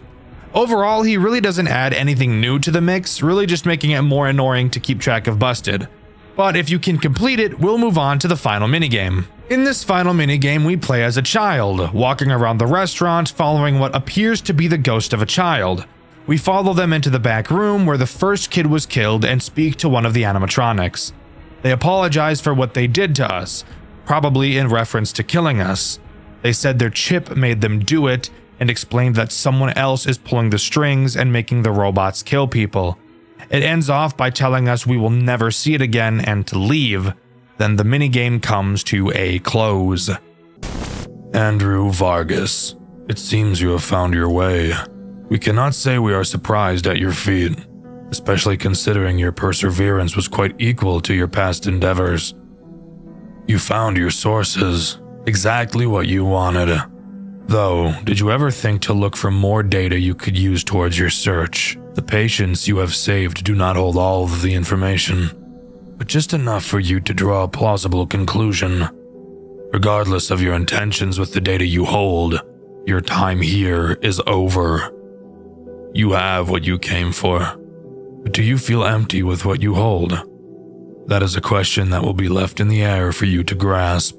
For now, you may take your prized patients outside of this facility with you until you find your true desire and recollection. We thank you for playing our game. I can't believe it! You did it? I'm free from this place? Oh, I must tell you what I know. Well, okay, I was a producer for one of the most popular animatronic performer shows a few years back. I was vital, but I got to the point where I knew too much, and that is how I wound up here. This man was someone I used to work with. He created these things for his own entertainment business, but he eventually took it too far. He created a powerful computer to control all of his creations from a distance, with whatever behavior he wanted. He always left his plans on his work desk, but one day he felt like something was off. Some grew suspicious of his projects, myself included, but I never took it as far as this one group of people. They were dedicated to finding his grand computer. They went as far as setting up hidden cameras around the building to track anything they could, anything that could leave a trace back to its whereabouts. But they never found it, because the man attacked and killed one of them. I saw it on old discarded footage. That is all I know. I hope this helps you. It took you long enough? Let's make this conversation quick. I was one of the construction employees set to renovate the supply and storage facility for future use. It was gonna be under some childish name like Busters, I think.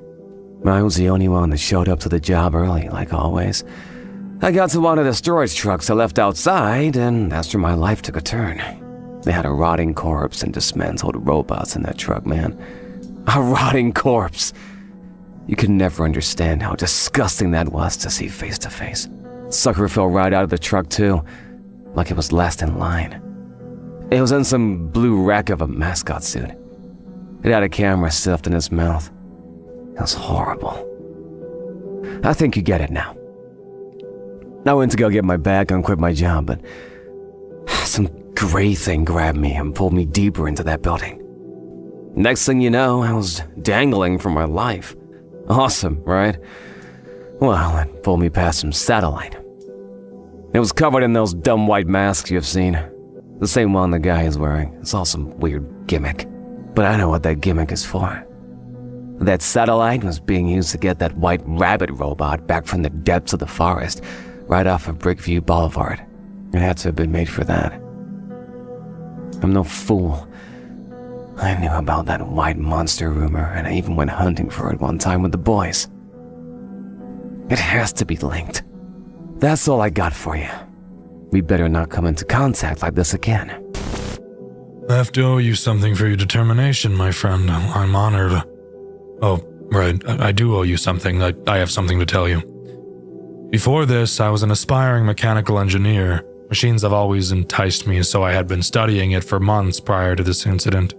As you know, my sister had worked at that old supply and storage facility years ago. She was my main inspiration for this interest of mine. That night, when she came home with that pink robot, changed everything for me. We dug into the hardware of the robot ourselves. Our father had some spare tools in the garage, so we didn't have to rip into it to damage the thing even worse. We found a lot of weird oddities. One of the most obvious ones was its back. It had the tips of endoskeleton fingers buried in the suit piece, like it was torn apart by one of its own. Another one was its eye. We found a serial number printed in a fine black font face in the back of the eyelids, but it only routed to a 404 page on our home computer. Lastly, it had a code written on the inside of each of the suit parts. It read Model Pound 3C. I don't know the significance of the C. Maybe it was part of a trio, unless there are models with parts 3D or more. We extracted the chip from the robot, though. It was in a very rough condition, but it was somewhat intact. It even had a USB slot in it, which was extremely new at the time. We plugged the cord into our home computer, but it pulled up a ton of strange prompts. We clicked through all of them and found a folder with many text files inside of it. A lot of it was just a garbled mess, but some had what seemed to be addresses. They were impossible for us to decipher fully. Was this animatronic generation holding locations? That's the strange part. What's even more strange is that it had a file named task.txt amongst all the other distorted file names. We opened it, but for some reason the USB had ejected itself. We tried plugging it back into the computer, but it wouldn't pick it up again. All I was able to see before it disconnected was something along the lines of, "He must see what I have done, and maybe he will realize he should have stayed by my side. I know what I'm doing." That's all that I know, friend. See you on the other side. Project Readjusted's story doesn't throw the answers at you. It gives you pieces, conversations, job descriptions, weird one-liners, and you're meant to piece together what was really happening behind the walls of Buster's Diner World. But once you line everything up, the picture is pretty clear.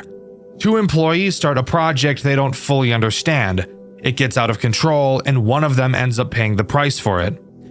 It all starts after Buster's shuts down. The public thinks the place is done, the animatronics are boxed up, and everyone has moved on. But Diner World Entertainment hasn't. They're still in the building, still tinkering, and still trying to push something forward. Something they only ever call the project. And at the center of it are two people, Andrew Vargas and his co-worker, Matthew.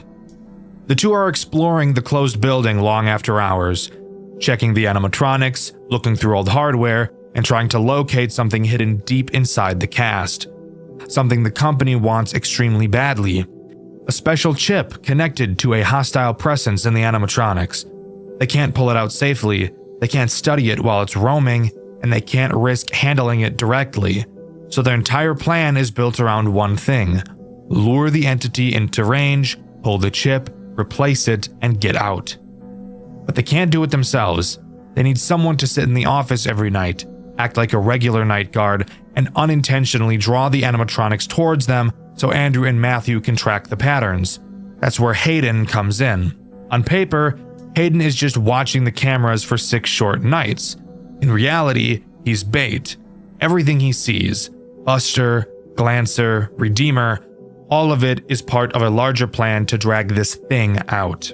And for the most part, the plan works. The animatronics are active, the patterns are recorded, the project moves into its second stage. But then something happens that completely derails Matthew. Someone else breaks into the building. A man who isn't supposed to be there. Someone snooping around who gets far too close to whatever Andrew and Matthew are doing. The fandom calls him the spy, and Matthew panics. Instead of letting their secret get out, he kills the intruder. Not an accident, a choice. And it's the moment everything changes. Andrew is horrified. Matthew goes quiet. And from that point on, the two of them aren't on the same page anymore. Not long after that, Matthew disappears. No goodbye, no confession, no explanation. He's just gone. And Andrew is left with two things: a project he no longer trusts, and a friend who might have destroyed himself trying to finish it. When Project Readjusted 2 begins, we're not playing as Hayden anymore. We're someone closer to the company, a technician finishing their final assignment for Diner World Entertainment. This job isn't about survival, it's about data. Watching animatronic behavior, tracking motion patterns, feeding information back into whatever the project is turning into. And in the background of all of this, someone, heavily implied to be Andrew, keeps repeating the same thoughts. He's been gone for so long. I need answers. Where did he go? The entire game feels like Andrew trying to keep the company satisfied while quietly searching for any clue about Matthew's disappearance. Meanwhile, the animatronics are no longer just mascots. They're infested, corrupted, wired shut, and torn open. The prototypes that were experimented on long after Buster's closed. The project has clearly moved forward, and whatever they pulled from those animatronics is now being pushed into something else, something bigger, something human. And Andrew eventually gets the lead he's been waiting for, something that points away from Buster's, away from the diner entirely, and into a new location, a facility the company is tied to, a place where living subjects are being kept alive for testing. And to follow this trial, Andrew makes a deal, a job offer he can't refuse, something that promises answers about Matthew at a cost. That's where Project Readjusted 3 picks up. Andrew is now inside this medical facility, sitting in a monitoring booth, watching over patients who can't leave their rooms. His job is to keep them alive by sending supplies down long, empty hallways, making sure they don't lose consciousness, and trying not to get killed by something stalking him in the dark. A twisted, hulking version of Buster that shouldn't even exist in a place like this. But the deeper Andrew goes, the more obvious it becomes that this facility is just the project's final phase. The animatronics were only the beginning. The chip, the patterns, the experiments. All of it was leading to human testing. And somewhere inside this building, one of the patients isn't just another victim. He's the thing Andrew has been searching for since the moment Matthew vanished. Matthew didn't run. He didn't escape. He didn't move on. He was taken. Absorbed into the same project he helped build. In Project Readjusted 3, Matthew is the subjected member, a living test subject altered by the very experiments he and Andrew once tried to control. And that's the real truth behind Project Readjusted. A company digs up something dangerous hidden inside their animatronics. 2 employees tried to pull off a secret extraction, someone dies, one of them vanishes, and years later the entire operation has grown into a human experimentation program, with Matthew trapped at the center of it, and Andrew desperately trying to undo the damage. This game never spells everything out, and the dev has even said the full story was never completely written down, but from what everything we do see, the trilogy comes down to a single idea. They started the project together, Andrew survived it, Matthew didn't. But as far as I could gather and as far as I'm aware, that's all Project Readjusted has to offer. There was supposed to be a final installment, Project Readjusted 4 Jet Black, but it was cancelled due to scheduling conflicts and the pair incident of Game Jolt, which I'm not going to dive into today. Maybe another time.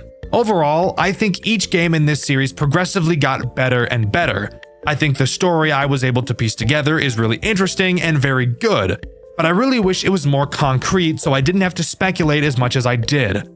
Project Readjusted 3 is a phenomenal FNAF game and one of the most creative I've ever seen, and I highly recommend you give this series a try. But let me know what you think. Do you agree with me, or do you think Project Readjusted is actually just a confusing dumpster fire? Let me know in the comments below. Asset dumping.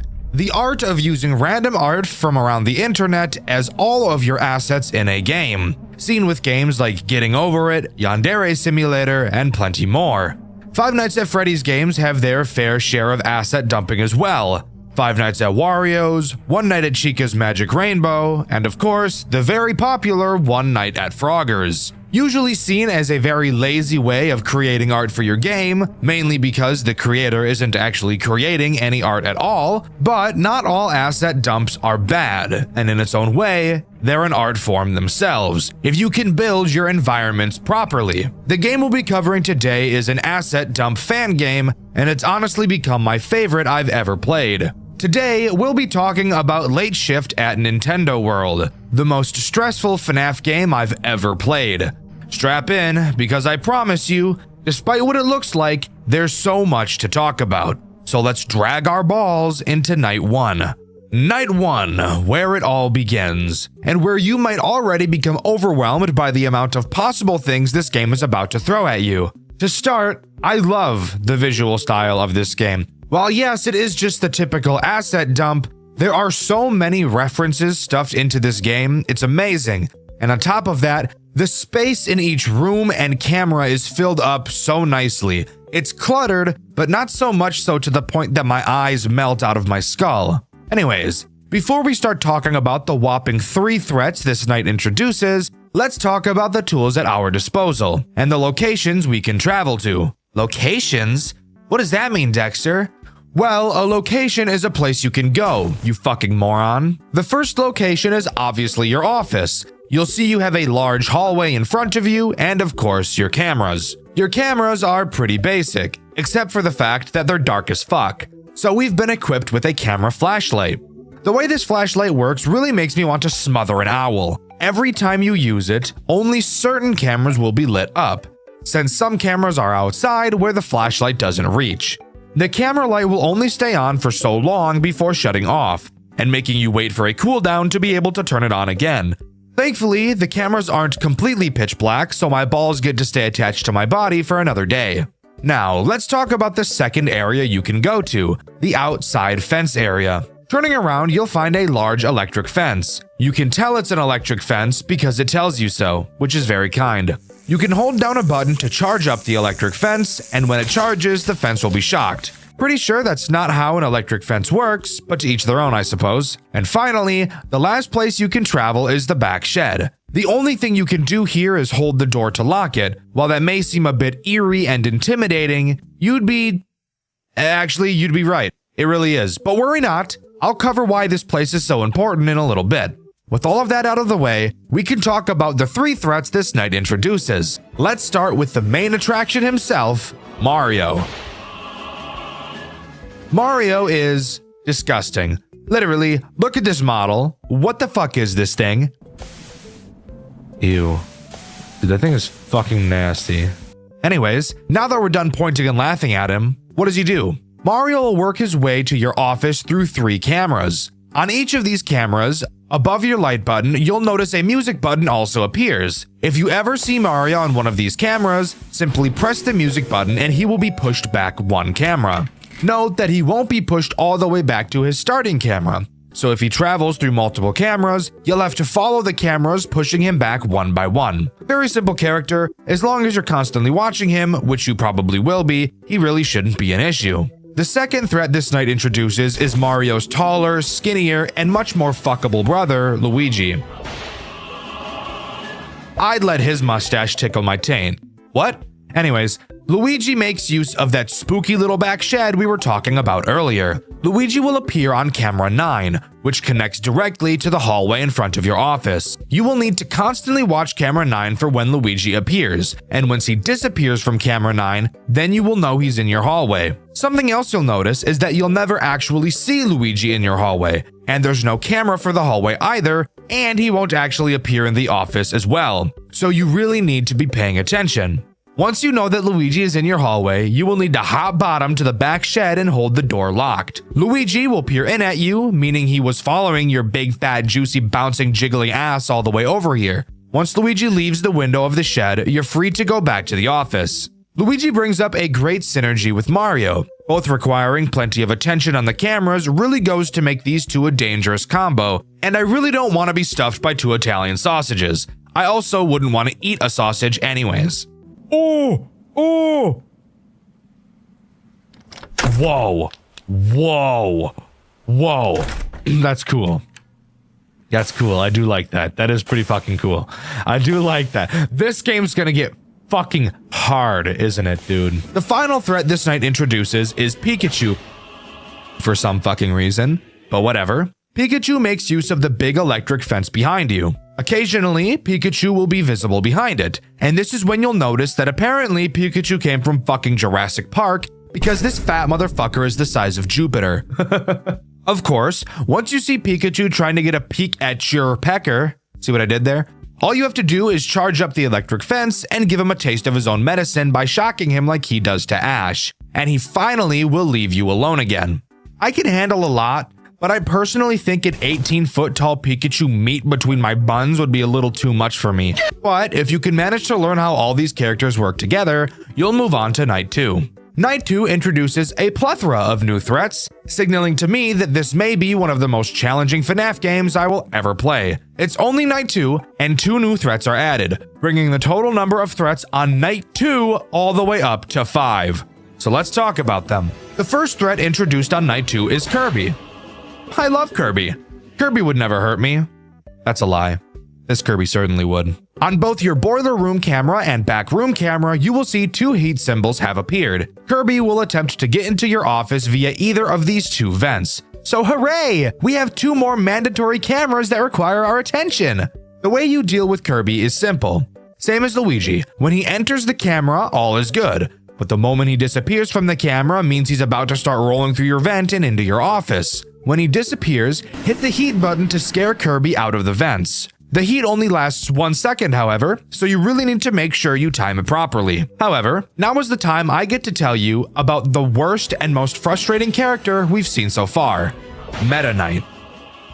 That's right, we get 2 Kirby characters introduced at once, and just like Meta Knight in Smash Bros, he is an annoying pain in the dick. Meta Knight acts as a Foxy-like character in this game. He will appear in camera 2, which is the entrance. He will make his way through a few stages, and once he disappears from camera 2, he will charge at your office, and you'll be able to hear his footsteps quickly approaching.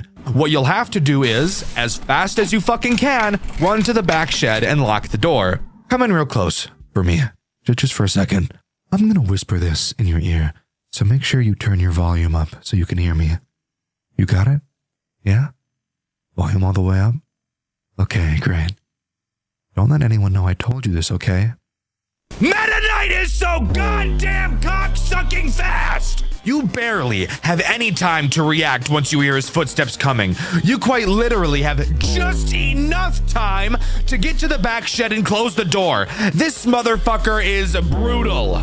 But Dxtr, you're supposed to watch him in camera 2, and once he leaves, then you go to the shed. Sounds pretty easy to me. Shut the fuck up! While yes, it's true that once he leaves camera 2, he will charge at you, watching him really doesn't even fucking matter. Because the moment he leaves 2, the sound cue of him running starts playing. So you might as well just wait for the fucking sound cue, since watching him will only waste the precious time you need to focus on the other characters that actually do give you the time of day to deal with them. And if that wasn't bad enough, Meta Knight is in the entrance, an outdoor camera, which means not only is it dark as fuck, but your fucking camera light doesn't work on that camera anyways! So you have to rely on the fucking lightning to be able to see jack dick from that camera. But the lightning is not consistent at all. It's completely random, and it only lights up outside cameras for, oh, I don't know, maybe less than a fucking second. So if you want to check the entrance, you either have to just fucking sit there and wait for the lightning to show up, which could take several seconds that you need to be using to check on the other characters,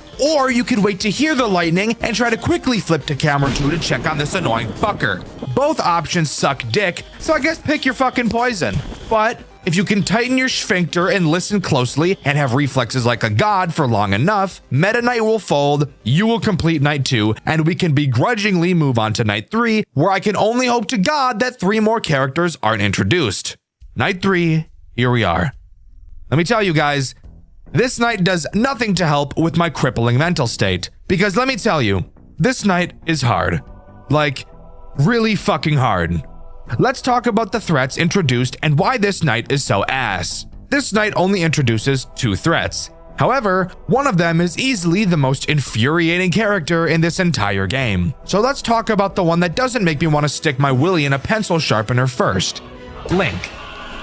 Link appears in the courtyard where we deal with Pikachu. You'll notice on this night that as you go to the courtyard, you'll now be equipped with a metal pipe. This pipe is used as a form of defense against Link. When Link appears in the courtyard, he will giggle really fucking loud to let you know he's there. You will have to hit him 3 times in order for him to go away. Every time you hit him, he will teleport to a different spot on the screen. However, you can only hit him when the Majora's Mask's eyes are red. If they're blue, you'll have to stare at him until they turn red before you can start hitting him. This brings up even more evil synergies with fuck-ass Meta Knight, since you won't be able to pass him until you kill him. Bro, he won't die. What? He wouldn't die. The Majora's Mask guy wouldn't die. And Meta Knight was coming. What was I supposed to do? Now, let's talk about one of the worst and most stressful characters known to mankind, Ness. On night 3, you'll notice in the shed that we now have a new addition of a fuse box. However, you'll notice that this fuse box only has 1 fuse, but there are 3 places for a fuse to go. You can freely move this fuse from one slot to another, but what does this fuse actually control? Well, on 3 cameras on the map that connect to the hallway in front of your office, there is a fire alarm in each of them. However, the button for the fire alarm will only appear on the camera that is adjacent to whichever slot in the fuse box holds the fuse. So if your fuse is in slot B, then camera 9 will have the smoke alarm button on the cameras. Ness will appear in any of these 3 possible cameras. When he appears on one of them, you will have to play the smoke alarm to scare him away. Yes, this means that if your fuse is in slot B and you see Ness on camera 11, you will have to quickly run all the way to the back shed and switch the fuse to slot C, then run all the way back and hope you were fast enough to play the smoke alarm in time. And you want to hear the best part? Ness blends in with the background while the lights are off better than any other character in this entire fucking game. So have fun being able to find him. He also really likes to hide on the side of the cameras, so you'll have to spend even more time slowly panning the 3 cameras he can be in back and forth to really be able to tell if he's in one of them. Easily the character I died to the most, which you can see over on my second channel, Dxtr Black. I think I'm willing to say I hate Ness more than Meta Knight, honestly, but it's really, really close. Fuck Ness, he's a bitch. Night 4. Holy shit. I did not think they could make it any worse. And that's exactly what they did. Night 4 adds 3 new characters. Yes, I'm serious. They added 3 more fucking characters to this game, bringing the total up to like fucking, I don't know, 12? I'm not keeping track anymore. This is just insane. Before we start talking about the threats, Juniper, the phone girl, told us that there's an investigation going on. She doesn't tell us what it's about though, just says that the park might close soon for a while. She also does mention that some of the characters are starting to attack patrons during the day, so that bodes great for what they're going to do to us tonight. Speaking of, who are they? Well, let's talk about the smallest problem this night introduces, Fox Puppet. But it's really just fucking Star Fox. Star Fox has a chance to appear in the courtyard behind the fence. However, he is not a fan of being shocked by it, so if you electrocute him, he's gonna dive into your butt. Get it?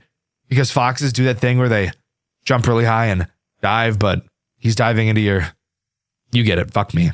When he's at your fence, all you have to do is spam your flashlight at him and he'll go away. Really not a big deal at all, and honestly, the amount of time you have to flash him is pretty forgiving. And you can even go to the back shed while he's standing there if you really want to, so in all honesty, he's not that bad. However, the next fuckhead we'll have to talk about is a pain in the dick, Captain Olimar.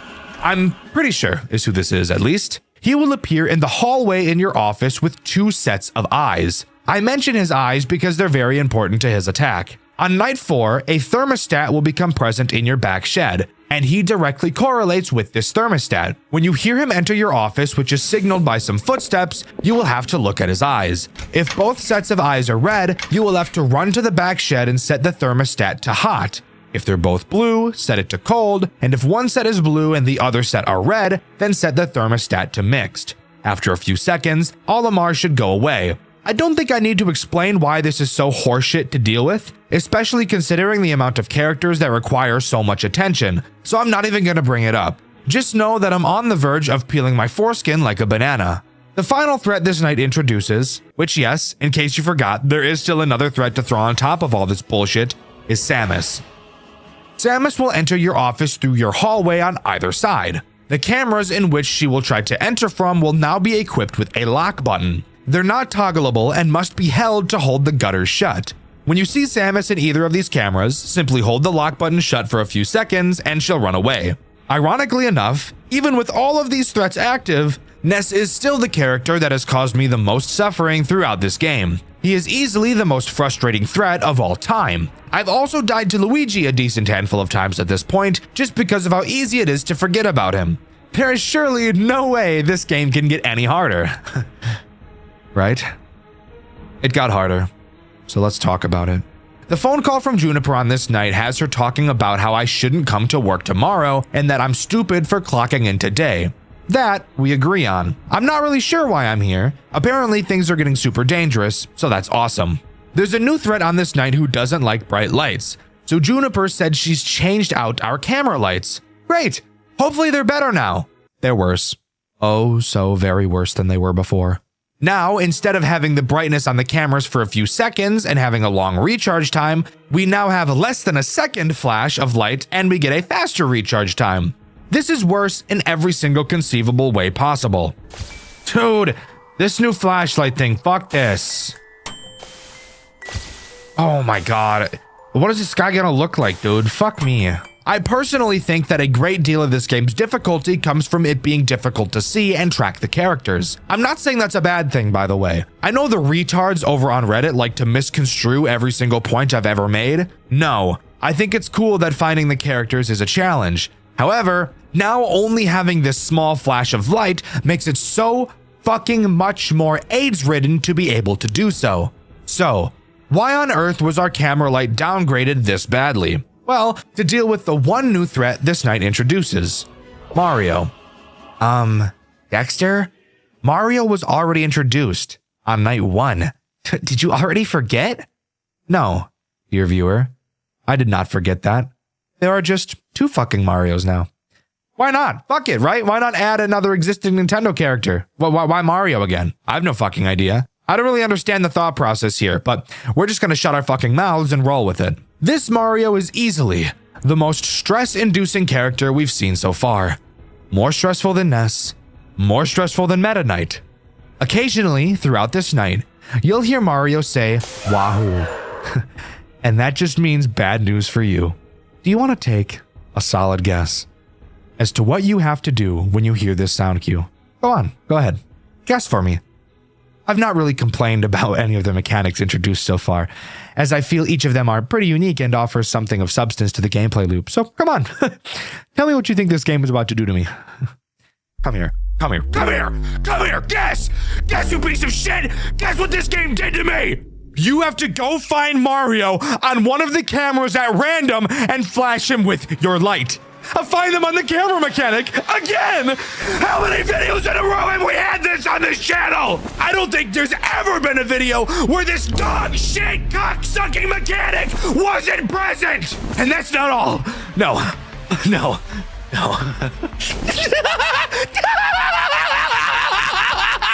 Not only do you have to find him on a random camera that he teleports to once, no. You have to find him on a random camera that he teleports to 3 times in a fucking row! Are you kidding me? Most characters in this game only have you deal with them once or twice throughout the night. Mario? At least fucking 3! You have to find this motherfucker on a random camera, while timed, by the way, and dealing with every other character at the same time, a whopping 9 fucking times! Fuck! Fuck! Fuck! I can't fucking handle this shit! This is too much for my brain to handle! Over 10 fucking characters to deal with at the same goddamn time! And all of a sudden I'm in with this bullshit! This game is shoving carrots in my ass like some Bugs Bunny shit! What the fuck is wrong with you? Give me another character that forces me to go to this shit! I don't give a fuck! Not another find them on the fucking camera character! You've gotta be fucking me in my rear! Go find my dick! Go find my ass! Go find my balls! Go find my taint! Go find my tits! Chop my penis into 10 fucking pieces and throw each piece onto a camera and go fucking find them all! Fuck you!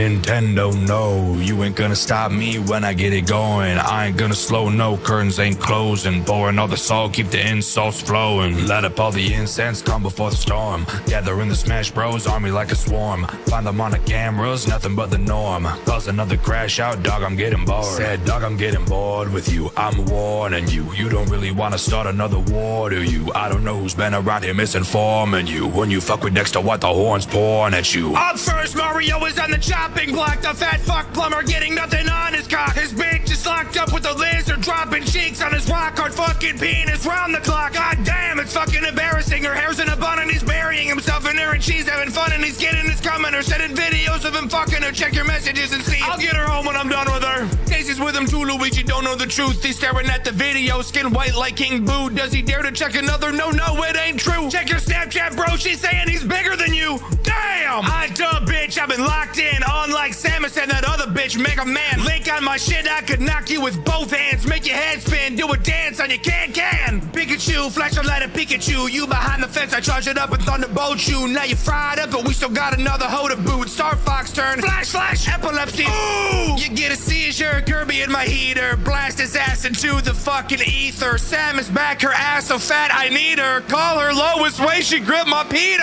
Nintendo, no! Never gonna switch games, I'm about to blow. I've been making big waves, I've been good to go. Do you need to hit save, Annie, yes or no? Nintendo, no! I've been shooting at them like it's Rochambeau. I could kamikaze on a rainbow road. I might cause a riot when I beat them bros. Do you need to hit save, Annie, yes or no? Alright, coming real close. Answer me this question, why you bitches on my show? Ness is looking at me, licking lips, don't want it though. Gotta flip the fuse box, keep this on the low. Alright, look, I don't know why you're doing this shit. I'm just trying to do my job and you keep riding on my dick. If it was Samus, that'd be fine, but it'd be everybody. Why you're trying to make it through the week, but you keep stretching out the time. Like my asshole, keep on pulling me in with a lasso. Ride me like a cowboy in the desert in El Paso. Friday come along and met a night beyond me bed and matter of fact, he spanked me with a paddle, made my ass rattle. Put a saddle on me, hit me with a rowel, then he growl in the locker rooms. He hit me with a towel, then he plowing on my shit. I'm doing tricks up on his stick. I did the splits contortionist aboard that flip me over, slide me, bend me over backwards. Nintendo, no! Never gonna switch games, I'm about to blow. I've been making big waves, I've been good to go. Do you need to hit save, Annie, yes or no? Nintendo, no! I've been shooting at him like it's Rochambeau. I could kamikaze on a rainbow road. I might cause a riot when I beat them bros. Do you need to hit save, Annie, yes or no?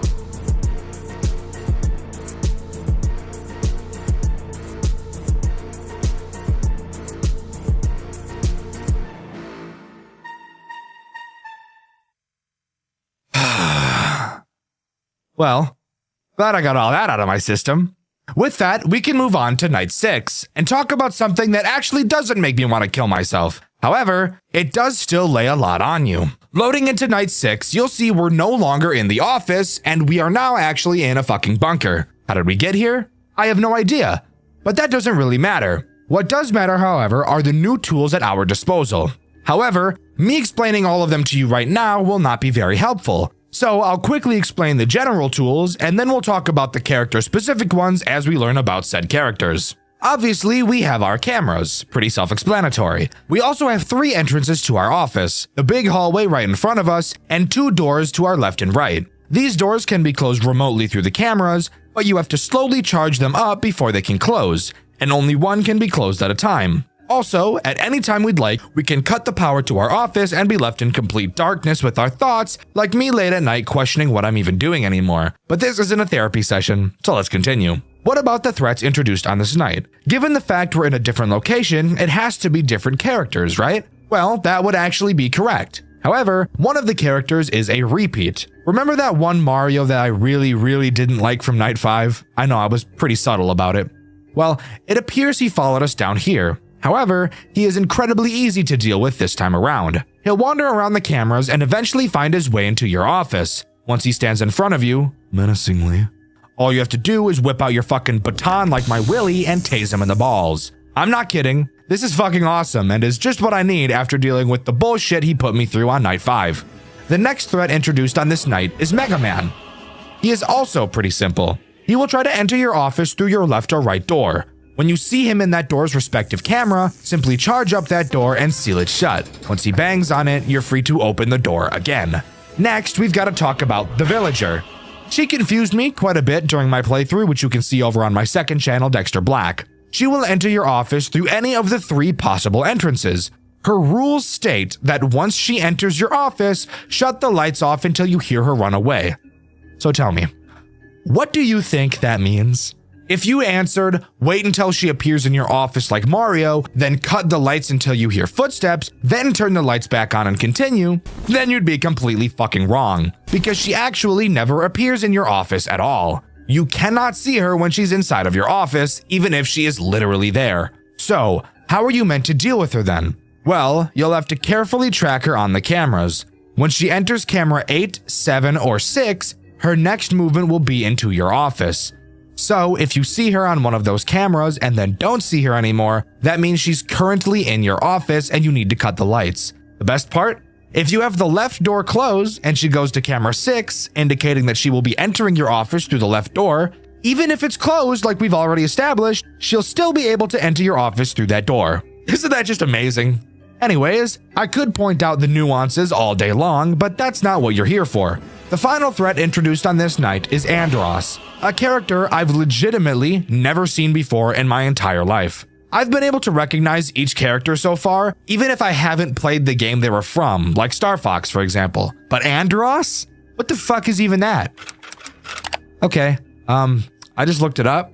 It's the main antagonist of Star Fox. Crazy coincidence that I just mentioned Star Fox and that I've never played it. That would make sense as to why I didn't know who this was then. Anyways, what does he actually do? Well, in my opinion, he is the most annoying character on this night. He is completely invisible on the cameras, and if he ever gets into your office, you die. In order to track him, you have to use the camera's built-in motion detectors. However, something really interesting about these motion detectors is that they're a piece of shit. Every single camera has the motion detector button. However, only one of the buttons on the cameras will work at a time, at random, and every few seconds, which camera has the working button will switch randomly. Meaning that, even though there's no character on this night that has a find them on the camera mechanic, these fucked up, morbid devs somehow find a way to work that bullshit into the fucking UI! What the fuck are you doing to me? I need to relax. I can't scream anymore. Breathe. How do we deal with Andros? Well, when he is on either camera 8, 7, or 6, you will have to use your heater on whichever camera he's on. Using the UI on the cameras, you can select which camera the heater targets and then blast heat into said camera remotely. Doing so will scare Andros away. Now, that's all of the characters this night introduces. However, there's still one more very important thing I've neglected to mention. Unlike every other night present in this game, Night 6 has a task-based completion system rather than a survival-based one. So that bodes the question, what is the task we have to complete? Well, on the computer at your desk, there are 5 important files we have to decrypt and extract onto our USB drive. The way we decrypt them is simple. Several strings of 4-digit number codes will appear on the monitor, and all we have to do is type them in. Type in several 4-string digit codes without messing up in a row, and trust me, it'll feel like you'll have to do this a billion fucking times, and you'll download one of the files. Do this for all 5 files, and the night is over. This task being added to this night easily makes it the most stressful mechanic this game has ever introduced. I was not expecting something like this from this game, and I honestly wasn't expecting a crazy final night like this in general. I'm all for it. Overall, I do still think Night 5 was harder than this night, but this was definitely a nice change of pace. After completing the night, we take our USB, run out of the bunker and into the parking lot, and drive off to the police station to show them our evidence. Looking back, we notice Mario followed us out and was left standing in the parking lot. We almost didn't make it out alive. It's revealed that our name isn't really Terrence, and we've secretly been an undercover investigator this entire time. The police raided Nintendo World and arrested the CEO, Leonard. Everything we mentioned in our report was found, except for one single thing: Mario himself. The only thing that was left to even prove he was present was his hat. Not knowing his whereabouts now, late shift at Nintendo World comes to a close. Kind of. There's actually a fuck ton more this game has to offer in the form of post-game content and challenges, with a whopping 12 additional characters for us to unlock and fuck around with. There's 9 other ones? There's 12 more? At the time of writing, I have no idea how these characters are achieved except for one. In the challenges menu, 2 fun challenges are present, and when I say fun, I really just mean ass. The first is blind mode, which will cause a constant blizzard to be present during the nights, making it harder to see in your office and in the courtyard. It also forces Night 5's shitty flash mechanic throughout the nights, and increases the amount of time you have to wait between flashes to make it even worse. And if that wasn't enough, blind mode still has one more big fuck you in the form of a new threat, the ice climbers. The way they work is pretty simple, but retarded nonetheless. They have a chance to appear in any of the 3 major locations you can be in. If you ever see them, you just have to go to another area until they leave. I can't describe how terrible that sounds. Again, at the time of writing this, I have no plans to attempt this challenge, nor any of the custom night modes which I assume will unlock the remaining characters. I do have the thought of attempting these on stream in the coming weeks, so let me know if that's something you'd be interested in seeing me doing and covering. Overall, I think Late Shift at Nintendo World is actually amazing. While I did find a lot of the characters annoying and stressful, the overall gameplay loop is very satisfying to nail down and will leave you feeling like a badass as you complete it. Yes, the entire game is just an asset dump, but you can't deny the crazy amount of effort and care put into it, and that's something I can always appreciate. When you think of the typical Five Nights at Freddy's game formula, what usually comes to mind? Well, probably being stuck in one spot, unable to move, having characters bombard your doors, and only having a small amount of tools you can use to defend yourself.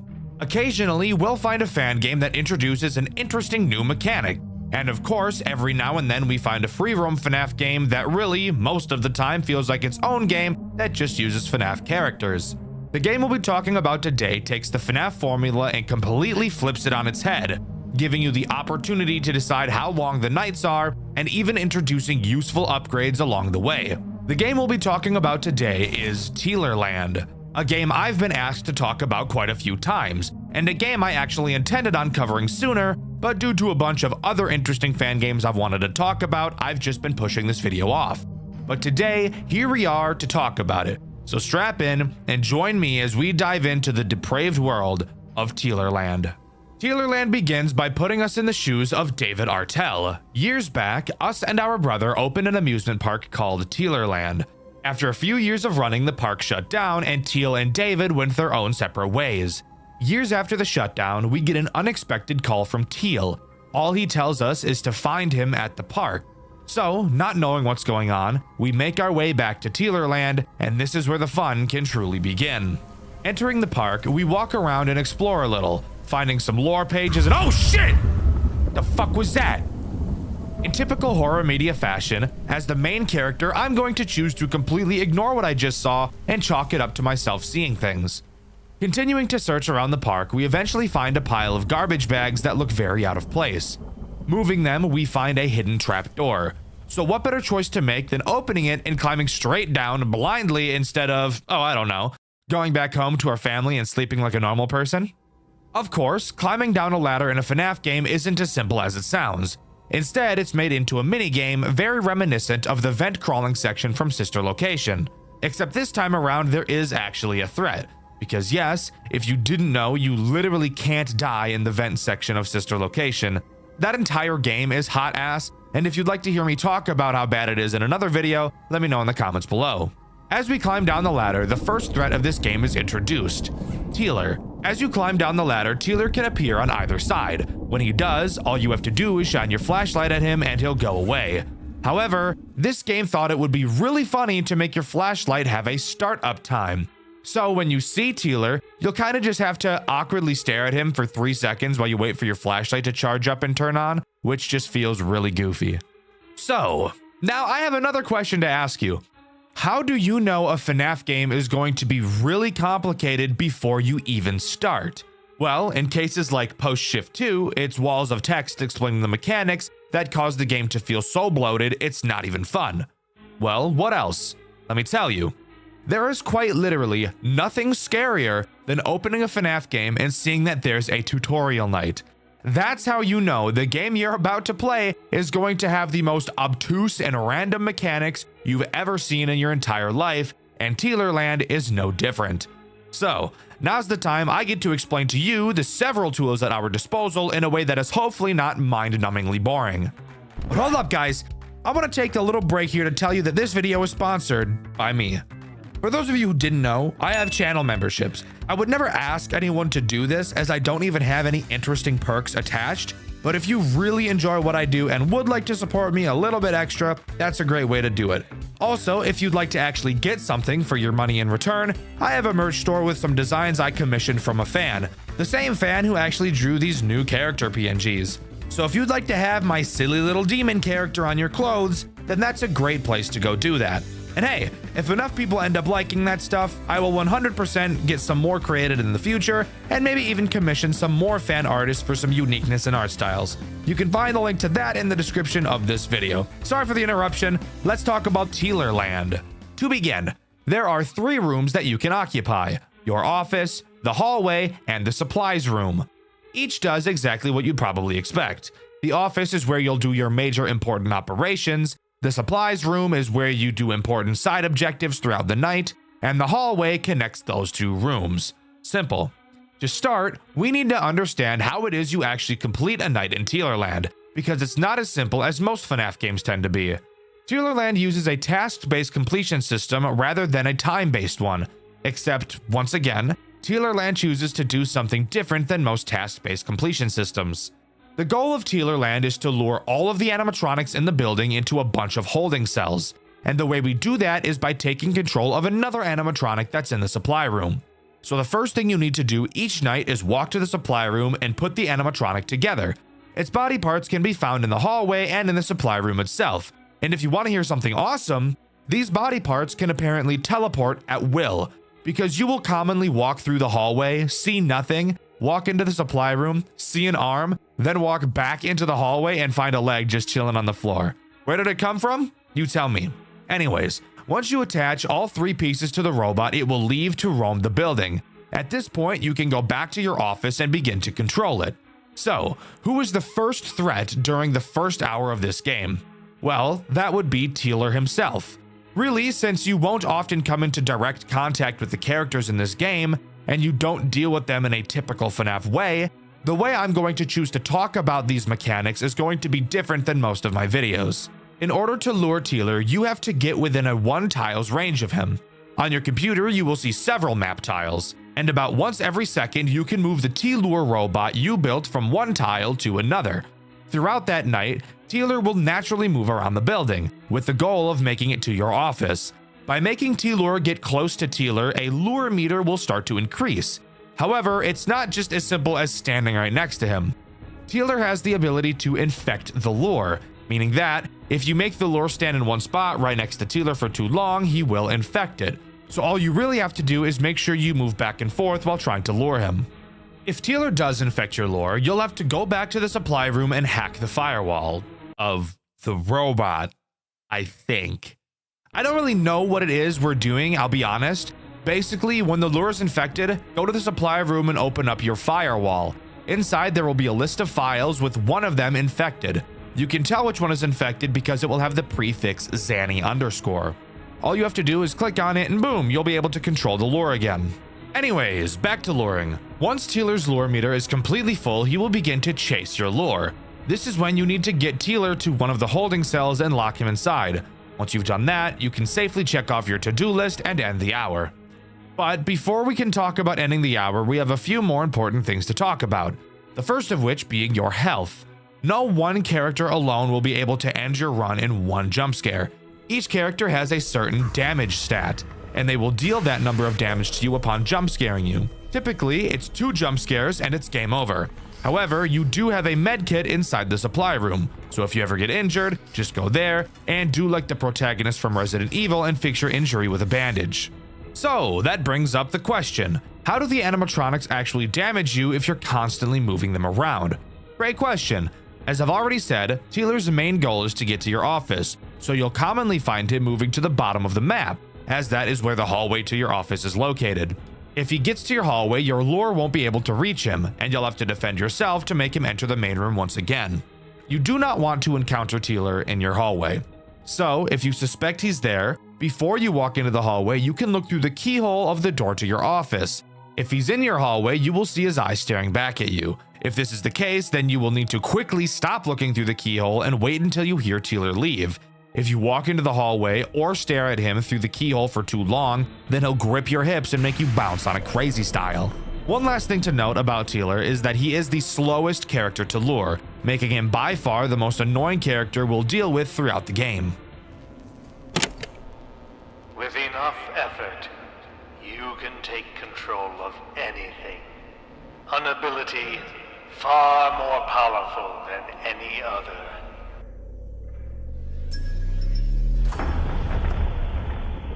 Now, before we continue on to the next hour, we need to talk about possibly the coolest thing that this game does. Teerland has upgrades that you can unlock and equip. Do these make sense from a story standpoint? No, not really. But is it cool nonetheless? Yes. Yes, it is. After each hour, you'll be able to access the perk menu. There are 6 perks for you to choose from. After completing an hour for the first time, you'll get a perk point, and you can get 2 additional perk points for completing the hard mode version of each hour. Which, yes, by the way, each hour has a hard mode version for you to complete. There's no real use talking about them since nothing besides the difficulty really changes, but I will mention one additional thing they add. Every time you go to the computer, you'll have to type in a 4-digit code. It's annoying, that's about it. Anyways, back to the perks. You have 2 rank 1 perks and 4 rank 2 perks. Rank 1 perks cost 2 perk points each, and rank 2 perks cost 4 perk points each. So it'll be up to you to decide how you want to distribute your points. However, there is a clear answer as to which perks are the best. Let's start by looking at the rank 1 perks. The first adds a longer lure infection cooldown when you use the firewall, meaning that it will take longer for your lure to be able to be infected again. And the second rank 1 perk makes it easier to spot which text file in your firewall is infected. Considering it is incredibly easy already to tell which one is infected, it's safe to say that picking this perk is pretty useless. Moving on to the rank 2 perks. The first one really makes my ass quake because of how delectable it is, allowing the speed at which you unlock holding cell doors to increase. Opening the doors does take a considerable amount of time, so being able to do it faster is crucial. The second rank 2 perk just increases your max HP to 130. But generally speaking, if you're not a retard while you play the game, you shouldn't be getting damaged that often, so this perk is an easy skip. The third rank 2 perk increases the range at which your lure will attract the animatronics. This is quite literally so goddamn cock-sucking good I can't describe it to you. To not have to get super close to the characters in order to lure them will save you pretty much all chances you will have at getting your lure infected in the first place. And finally, the fourth rank 2 perk makes your lure move around the building faster, which is actually so yummy mashed potatoes in my belly, I couldn't help but buy this faster than your mom buys DoorDash, Uber Eats, Grubhub, and Postmates subscriptions. Now, moving on to hour 2, which introduces 2 new threats. Let's talk about the one that's a clone of Teerland first, Frill. Frill does pretty much the exact same thing as Teerland. You have to lure him into a holding cell and he can infect your lure. The only way he's different is how he goes about attacking your hallway. When Frill enters your hallway, he will quickly make his way to the door of whichever room you're in and make a noticeable sound cue. When he does, you'll have to look through the keyhole. Once he makes eye contact with you, he'll turn into a little piss baby and move back into the main room. What about the other threat? The one that isn't just an easier version of Teerland? Well, let me introduce you to Willow the Magician. Willow does not give a fuck about your lure, to put it bluntly. She will pile drive right towards your door with no hesitation. However, she is also probably the easiest threat to deal with in this entire game. When Willow enters your hallway, all you have to do is stare her down. Apparently, she's a little autistic and doesn't like eye contact. So all you have to do is make her incredibly uncomfortable in public situations where there are plenty of people around, yet somehow she still manages to feel unsafe because you're staring right at her. However, if you see her in the hallway and exit the hall or take too long to go into the hall, all of a sudden she'll start acting the way she was acting in the DMs and tear your ass to bits.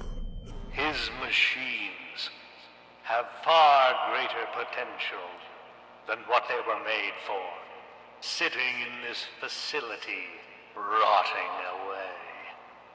I will put them back together.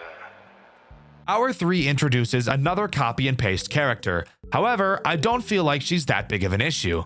The character in question being Tacy. Casey is quite literally identical to Frill. She must be lured into a holding cell, can infect your lore, and is even dealt with in the hallway in the exact same way.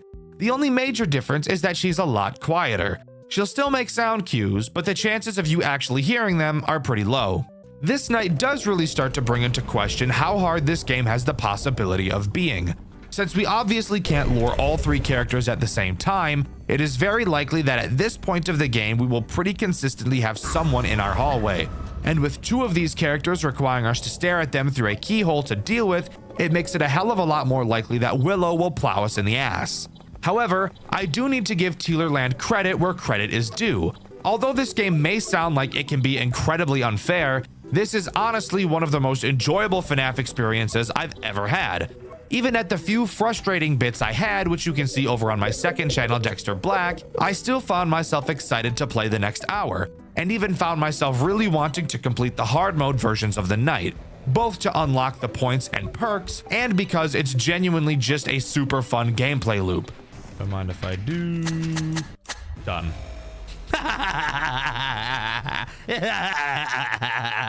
I'm just too fucking good. I'm just too fucking good. Wahoo. It's the exact same excitement I got when playing Juniors for the first time, and Juniors ended up being one of the longest running series on the Dxtr Black channel. They were meant to be taken apart, modified, tampered with. He should have known. One day it would all be compromised. Hour 4 introduces a brand new threat to the mix with a new mechanic we haven't seen yet, so strap in. The threat introduced on this night is Mischievous. He does not have to be lured, and like Willow, does not give a shit about it anyways. He will lurk around your halls and wait to attack. When he enters your hall, his music box will begin to play. When you hear his music box, you cannot leave the room you're currently in or he will force himself on you. And this guy is really ugly, and you don't want that. After his music box finishes playing, he will leave a little doll in the room opposite of the one you're already in. You will then have to quickly move into that other room, find the doll, and click on it before the doll decides to do a little dance on it. Friction shit. This of course brings up the obvious issue. We have a character that forces us to switch rooms very quickly, and with several characters attacking our hall that require us to wait and be patient for us to leave, this could very obviously pose a pretty big threat if we were to get some poor attack timings. Once again, really showing how difficult, annoying, and RNG based this game can be. One more step until the plan is complete. The clock is ticking. Night 5 introduces nothing new. However, there is a very, very crucial mechanic I forgot to mention so far. Something that will make your dick hurt, because it certainly made mine hurt. Earlier in this game, a new mechanic was introduced, your generator, which adds a power system to the program you use to control your lure robot. On the map, you will be able to see where the generator is, and you'll also be able to see how much percentage it is at. You obviously don't want that meter to drop down to 0, so how do you fill it? Well, that's pretty simple. At the beginning of each hour, along with the generator, some fuel will spawn somewhere randomly on the map. And when the generator gets low, you'll have to use the lure to go get it and refill the generator. This isn't a hard thing to do by any means, but when you're also trying to juggle everything else that's going on, which trust me, there is a lot of, this will very quickly become something you dread doing. It is complete. I've fixed them.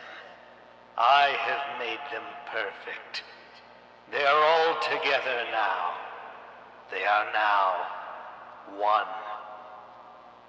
It will lure the beast out of his cage. Well, oh boy, that doesn't sound good. But I mean, what's the worst that could happen?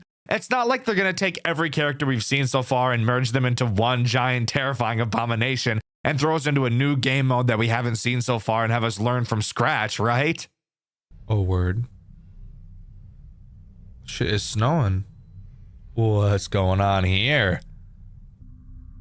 Oh, shit.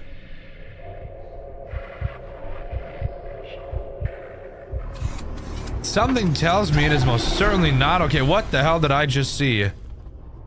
What the fuck is that? Okay, so shit. That's exactly what's happening.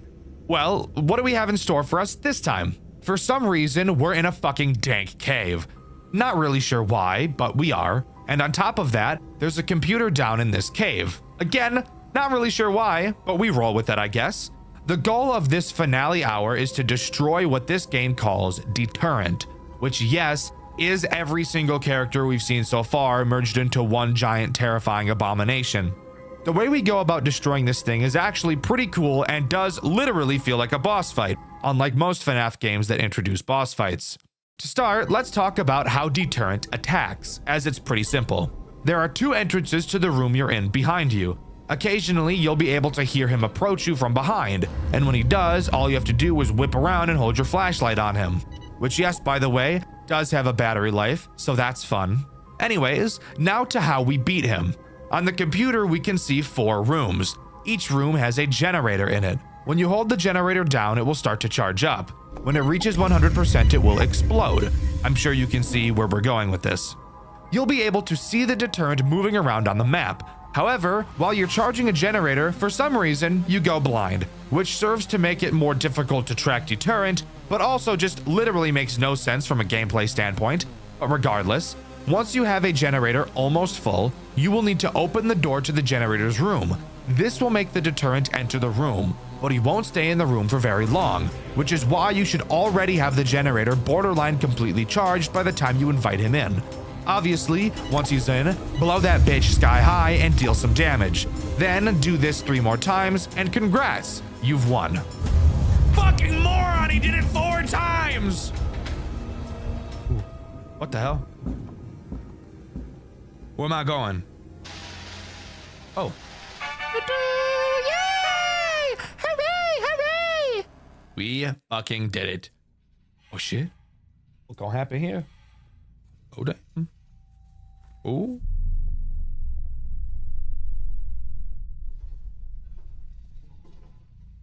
Oh, we climbing back out this bitch. Hell yeah, we are. Oh shit. Oh shit, we made it out of this bitch. Uh-oh. Don't tell me that Deterrent's still alive out there. Oh, what the fuck was that? Why get so loud all of a sudden? Oh, that whole fucking place. Oh shit, he tried to crawl out. He tried to crawl out up after me. Get the fuck away. Who you think you is? Don't you despise me? Don't you want me gone? I don't really care. All the times I tried to fix your wrongdoings, I'm kind of indifferent. I have already lost. Yeah, you did. Go ahead, David. What? Free me from this place. Oh shit, there was a dude in there. There was a dude in there, bro. Gulp.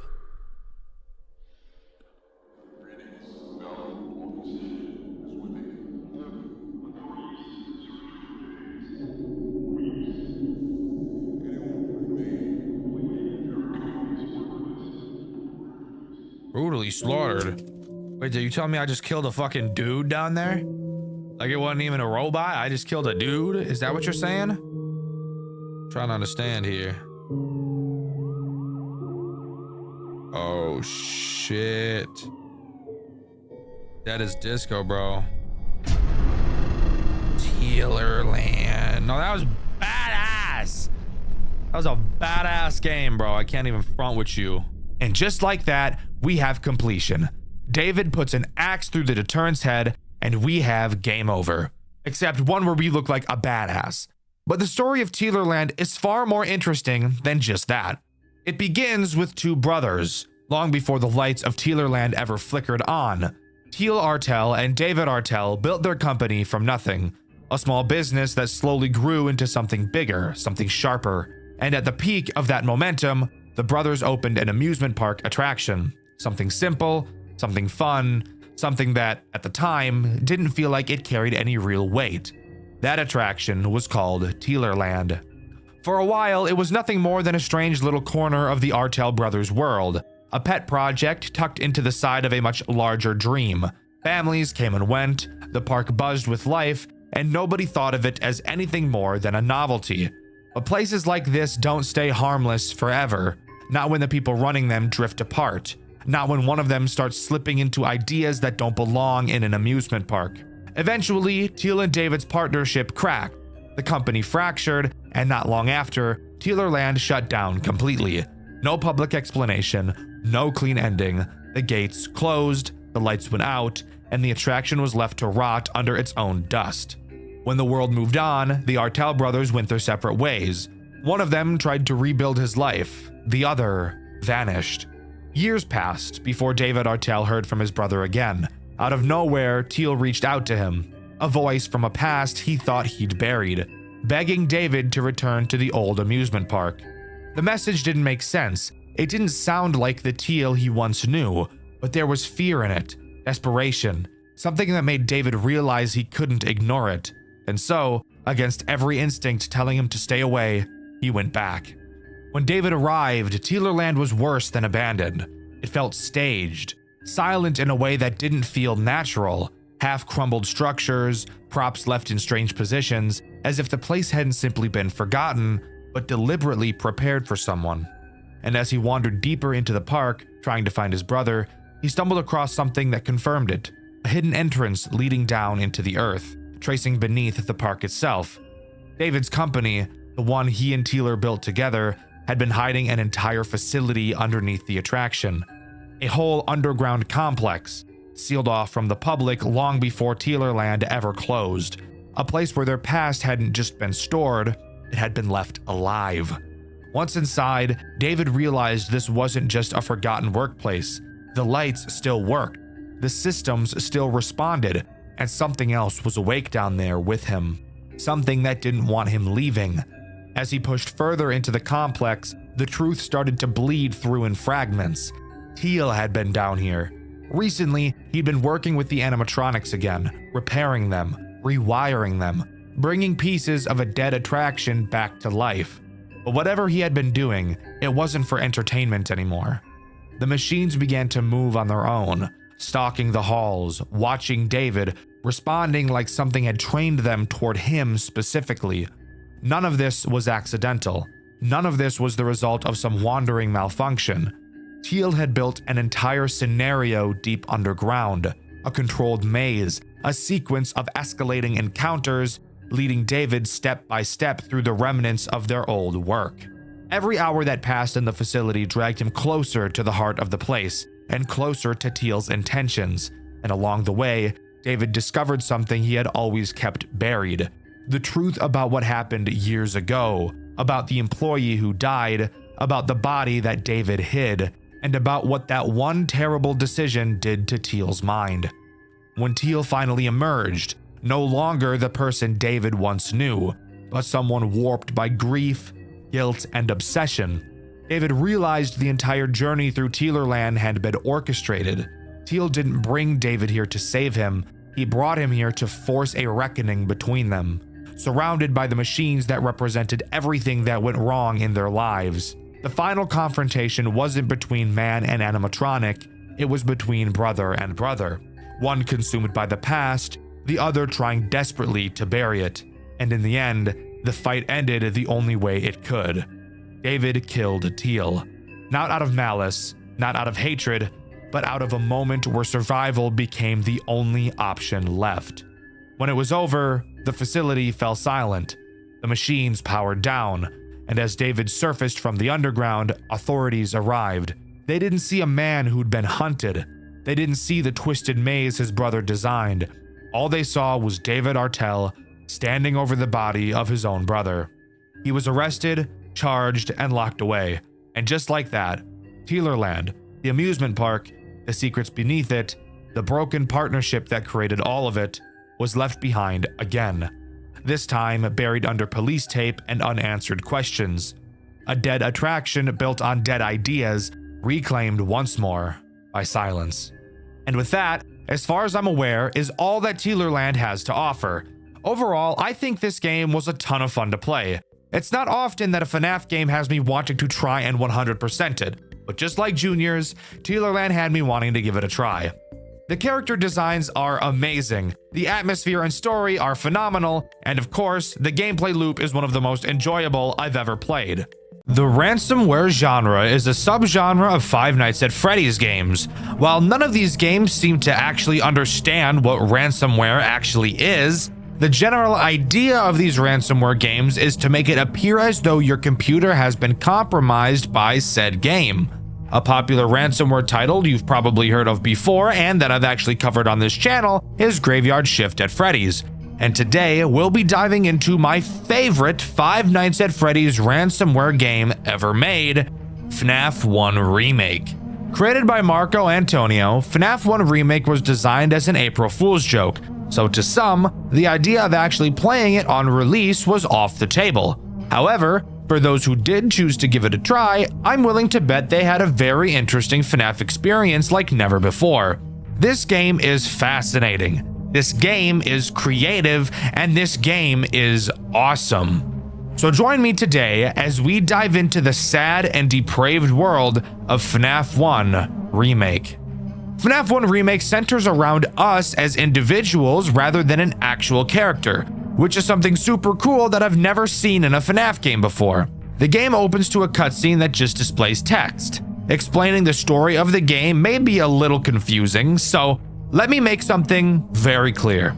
FNAF 1 Remake uses the player themselves as a character, writing your own story in place of a Mike Schmidt style character.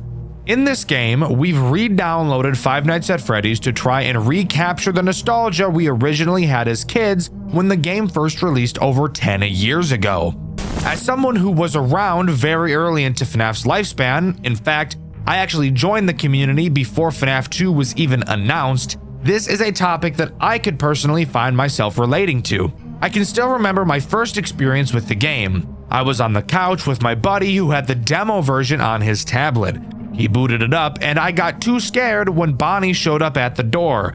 I mistakenly took him for a dog at the time. I also avoided watching Markiplier's Let's Play of Five Nights at Freddy's because I somehow mistook Bonnie again in the thumbnail as a walrus. Don't ask me, I was a kid, and kids are retarded, okay?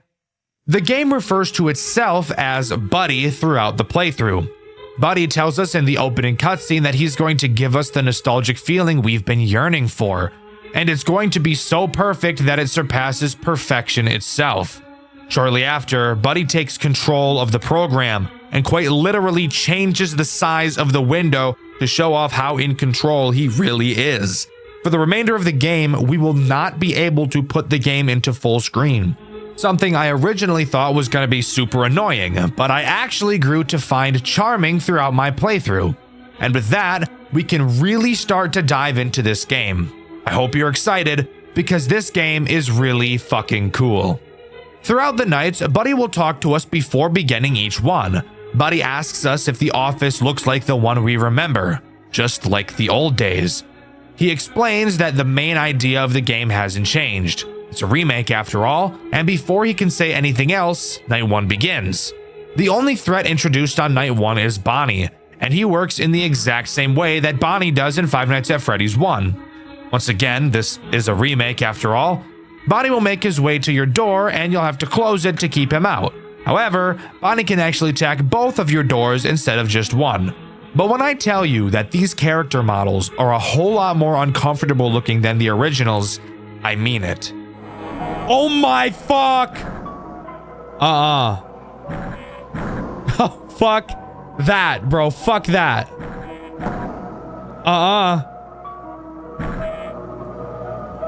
Dude, what the fuck? Dude, that's so fucked up. The animatronics in this game are all very creepy looking. Not quite scary, but uncanny. Like something is clearly wrong. Take Bonnie. The way his face looks like it's melting, mixed with the odd poses he has throughout the cameras and while in the doorway, it just makes for a feeling of, God damn, I really want to keep him away from me. And I think that's super cool. Of course, keeping Bonnie out is as simple as ever. Literally just close the door. However, something interesting I want to point out about this game is the subtle movements that the window has while playing. As you move from side to side through the office, you can actually visibly see the window subtly move from side to side as well. It's such a small detail, but it's so fucking cool, and it's these little details that always get me to love these types of games. While playing through the nights, you'll also hear a very calming piano playing in the background. I feel this gentle music adds to the nostalgic feel. Not because the original Five Nights at Freddy's had music, it didn't, but the tone of the music itself feels nostalgic, even though I had never heard it before. And mixed with the very unsettling imagery throughout the game, I think the calming music really adds to the overall amazing atmosphere this game has. Night 2 introduces 2 new threats, Chica and Foxy. Let's start with Chica since it's literally just Bonnie. She does the exact same thing and is dealt with in the exact same way. The only difference is that Chica will make a sound cue when she's at your door and she's fat. Also, let's pause for a moment to look at Chica. Design-wise, Chica has changed more than any other character in the game.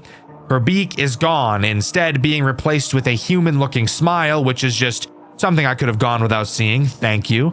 And her eyes, of course, don't look very animatronic, now do they?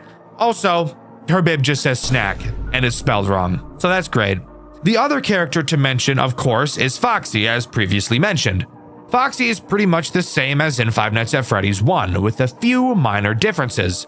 To start, he is stalled by the cameras just like the original. However, you can actually stop him before he charges at your office. You're given the ability to shock him at any point to reset him in Pirate's Cove. However, when you do so, it does drain a lot of power. So it's best to just make sure you're watching him. He does have one other attack, however. Occasionally, you will hear Foxy do his classic singing. A touch I think is super nice.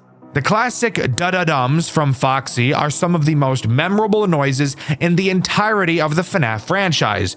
Right up there next to Freddy's death song, the FNAF 2 hallway ambience that makes me want to wipe my balls on a cheese grater, and the animatronic jump scare noises themselves. So adding them back into this game 100% contributed greatly to the nostalgia factor that this game was going for, and I love it. When you hear Foxy start to hum, a hook will appear on the ceiling of your office. You will have to simply click the hook to make it go away, or Foxy will obviously ravage your insides. However, this may go entirely unnoticed since the entirety of the game, as I'm sure you could already tell, is in black and white. So it is likely that you may miss the hook if you don't end up hearing the sound cue, inevitably leading to a game over. On night 3, Buddy tells us that he didn't think we'd make it this far, clearly showing some distress on how quickly we're progressing through his perfect game. He introduces Freddy to us on this night, and the fun can really begin. Of course, I'm not allowed to be happy for a long while playing a FNAF game, so Freddy obviously had to have a find him on the camera mechanic to completely soil my day. However, I actually don't think it's that bad in this game. Ugh, Dxtr, you always do this. Whenever you don't like a game, you nitpick it to death and talk about how you hate every detail.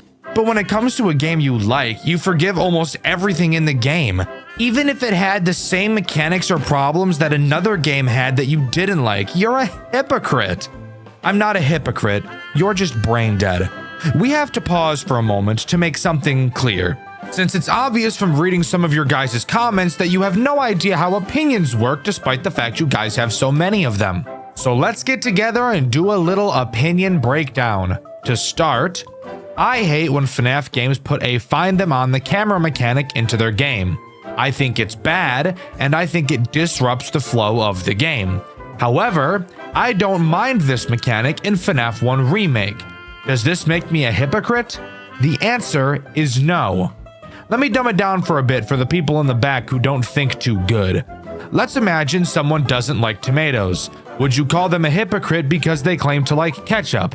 No, you wouldn't. And this is the same thing. Dxtr, no it isn't, because ketchup isn't just tomatoes. Ketchup has multiple other things in it. Ding, ding, ding! Congratulations, dumbass! You just connected the dots. Would you like a trophy?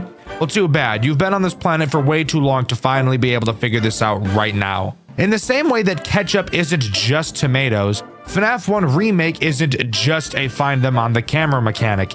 It's the mixture of that mechanic and everything else that the game has to offer that makes me tolerate it. And the rest of the game doesn't have every character require a shit ton of attention. So, taking a few seconds to find someone on the cameras actually doesn't disrupt the flow of the game at all, and therefore makes it a balanced integration of the mechanic. If that somehow still doesn't make sense to you, and you still think I'm a hypocrite who glazes every game I enjoy, then you are retarded and there's no saving you. Anyways, continuing, Freddy also has two other ways to attack you. The first is just teleporting directly into your fucking office. When he does, all you have to do is just stare into his big, innocent, sensual eyes. I mean, all you have to do is stare at him for a while and he'll teleport back to the stage. Something interesting to note here is that when he's in your office like this is the only time you'll be able to see his eyes. I don't know if that has anything to do with anything, but it's just something kind of cool I noticed. The final mechanic that Freddy has is to play Simon Says with you. Yes, I'm serious. Hey, this game is still an April Fool's joke after all. It can be as unserious as it wants to be. Occasionally, Freddy will drop a panel down into your office and 4 of the 9 panels will light up in a specific order. You will then have 10 seconds to repeat the pattern you saw. If you fuck up the order or take too long because you sit on TikTok and have the attention span of a toddler, then you will immediately get jump scared. And there you have it, the most mechanically complex character throughout the entire game. And you can quote me on that. Editor, quote me on that. I fucking dare you. Watch what happens. Al, piece of fucking shit-ass editor! I'm sorry, Al. I don't know what came over me there. Anyways, on to night 4. On night 4, Buddy talks to us once again, except this time something is a bit different. Buddy is growing nervous that we're about to beat the game. He expresses how he wishes it could go on forever, how he wishes he could make it go on forever. Night 4 doesn't introduce anything new and is just a harder version of Night 3. Night 5 is much the same. Buddy asks us if we're still having fun. He asks us if we will play again after we win, just like old times. It's becoming clear that Buddy is growing desperate, ironically holding on to the nostalgia more than we are.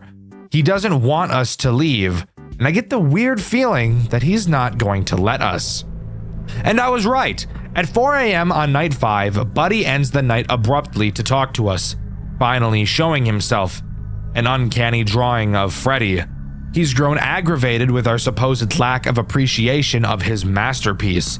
He thinks that by us beating the game that we're just going to throw him and his creation aside to forget about. He grows more and more morphed as his anger gets the best of him, and he decides once and for all to make one final change to make this game truly perfect for us, getting rid of every mechanic we've seen so far and replacing it all with him, throwing us right into night 6. Oh, that's awesome. Thank you. We open to the office and see what it has become, Buddy's new creation. The scenery is morphed like it's underwater and the monitors have been added to our office. Even the header of the window has changed to "keep going" in all caps. Buddy by far is the most complex character in this entire game. Al, don't you dare play that fucking quote! The most mechanically complex character throughout the entire game. You asshole. Well, whatever. I guess I lied back there, but who cares now? Buddy is the most complex character, so eat my nuts. Let's start with Buddy's main mechanic, sprinting as fast as possible directly into your door. You'll know when he's about to attack because you'll hear the loudest footsteps of all time pile driving directly towards you. You will have to quickly close the door to whichever side he's attacking and listen to him pound on the door as loud as fuck. Buddy also has the chance to attack your doors without booking it, so you will have to use the hall lights to see if he's there, and if he is, just hold the light on him until he disappears. He attacks very often and very quickly, so make sure you're on your A game. Buddy has 2 other ways to completely drill into your butt like he's digging for gold. You'll notice in your office that 2 monitors have appeared. That is not a coincidence, and it is actually a mechanic, if you can believe that. Throughout the night, Buddy has a chance to hack these monitors. When he does, all you have to do is click them to shut them off. If you don't, they will very quickly begin to drain your power faster than my female coworker drains my patience. And finally, Buddy has the chance to infect your cameras with a virus. When he does, you'll have to find the virus on the cameras and close them before they totally beam you. If you don't do that and instead allow them to beam you, the virus will cause your power to go out. And Buddy will crip walk into your office, rubbing his hands together and licking his lips before diving into your crack to have a quick little nibble. Keep in mind, Buddy is very fast and you will be getting attacked consistently throughout the night. There's not a whole lot of breathing room, so this night really pushes the limits to test your nerve control. If you can manage to survive until 6 a.m., we will get the final monologue from Buddy, where he expresses that he failed to accomplish his only goal: create a fun experience for us, the player. He says he'll cease to exist once the game is closed, saying he's only data and checked boxes, breaking the fourth wall and referencing what I can only assume to be Click Team Fusion code, which is primarily made up of checkboxes. He finalizes his monologue by stating he will forever roam around the darkness of our minds and asks us not to pity him. He apologizes one final time and hopes that we had a good time with his creation. And yes, Buddy, yes, I did. And with that, that's all FNAF 1 Remake has to offer. There's not much more besides the custom night and a real-time 6-hour night, which I will not be touching in my entire life, thank you very much. But for a game this good and creative, I think most would be surprised to hear that it was developed in only 2 months. And I think that's fucking crazy. That's such a small amount of time for an indie dev. And I think everyone can agree when I say it turned out great. The game isn't too difficult. The designs are amazing. The atmosphere is uncomfortable and nostalgic, and it does a near perfect job of telling the story of desperation. Buddy's goal was to scare you, to appeal to how FNAF seemed when we were kids. And as we progressed through the nights, he grew desperate that we would beat it and we'd never come back. So he forces a 6th night on us in a desperate attempt to get us to stay. But after completing it, he gives up completely. He has nothing left to give us, and he knows that as soon as that window closes, we're never going to play again. And I think this is truly the most amazing part of this game. Fuck the atmosphere, fuck the designs, fuck the gameplay. This story is honestly, if not one of the best I've ever seen come out of any FNAF game. Or really any game for that matter, ever. And that cannot go overlooked. But let me know what you think. Do you agree with me, or do you think this game is just YouTube thumbnail slop? Let me know in the comments below. In my Tubbyland Archives video, I asked you guys what the most frustrating experience you've had in a FNAF game was. And my favorite comment was this one by Drews. They said Post Shift 2 in its entirety, and of course I agree. I think everyone knows how buttfuck difficult that game is, and I'm sure at some point I'll cave and end up covering it. Let me know if that's something you'd be interested in seeing in the comments below. I also want to take this time to apologize for the shortness of this video. This game really didn't have much to cover, but I really didn't want to gloss over how much I enjoyed the story, as it truly is one of the best I've ever seen. So I'm sorry if you were expecting another long 20+ minute video. I'll be having some really long fucking videos coming out in the near future, so stay tuned for that. The question of this video is there a certain FNAF game series you'd like to see me revisit? With the question of the video being asked, subscribe to the channel, I'd appreciate it a lot. I've been Dxtr, and I'll see you guys in the next video. See ya!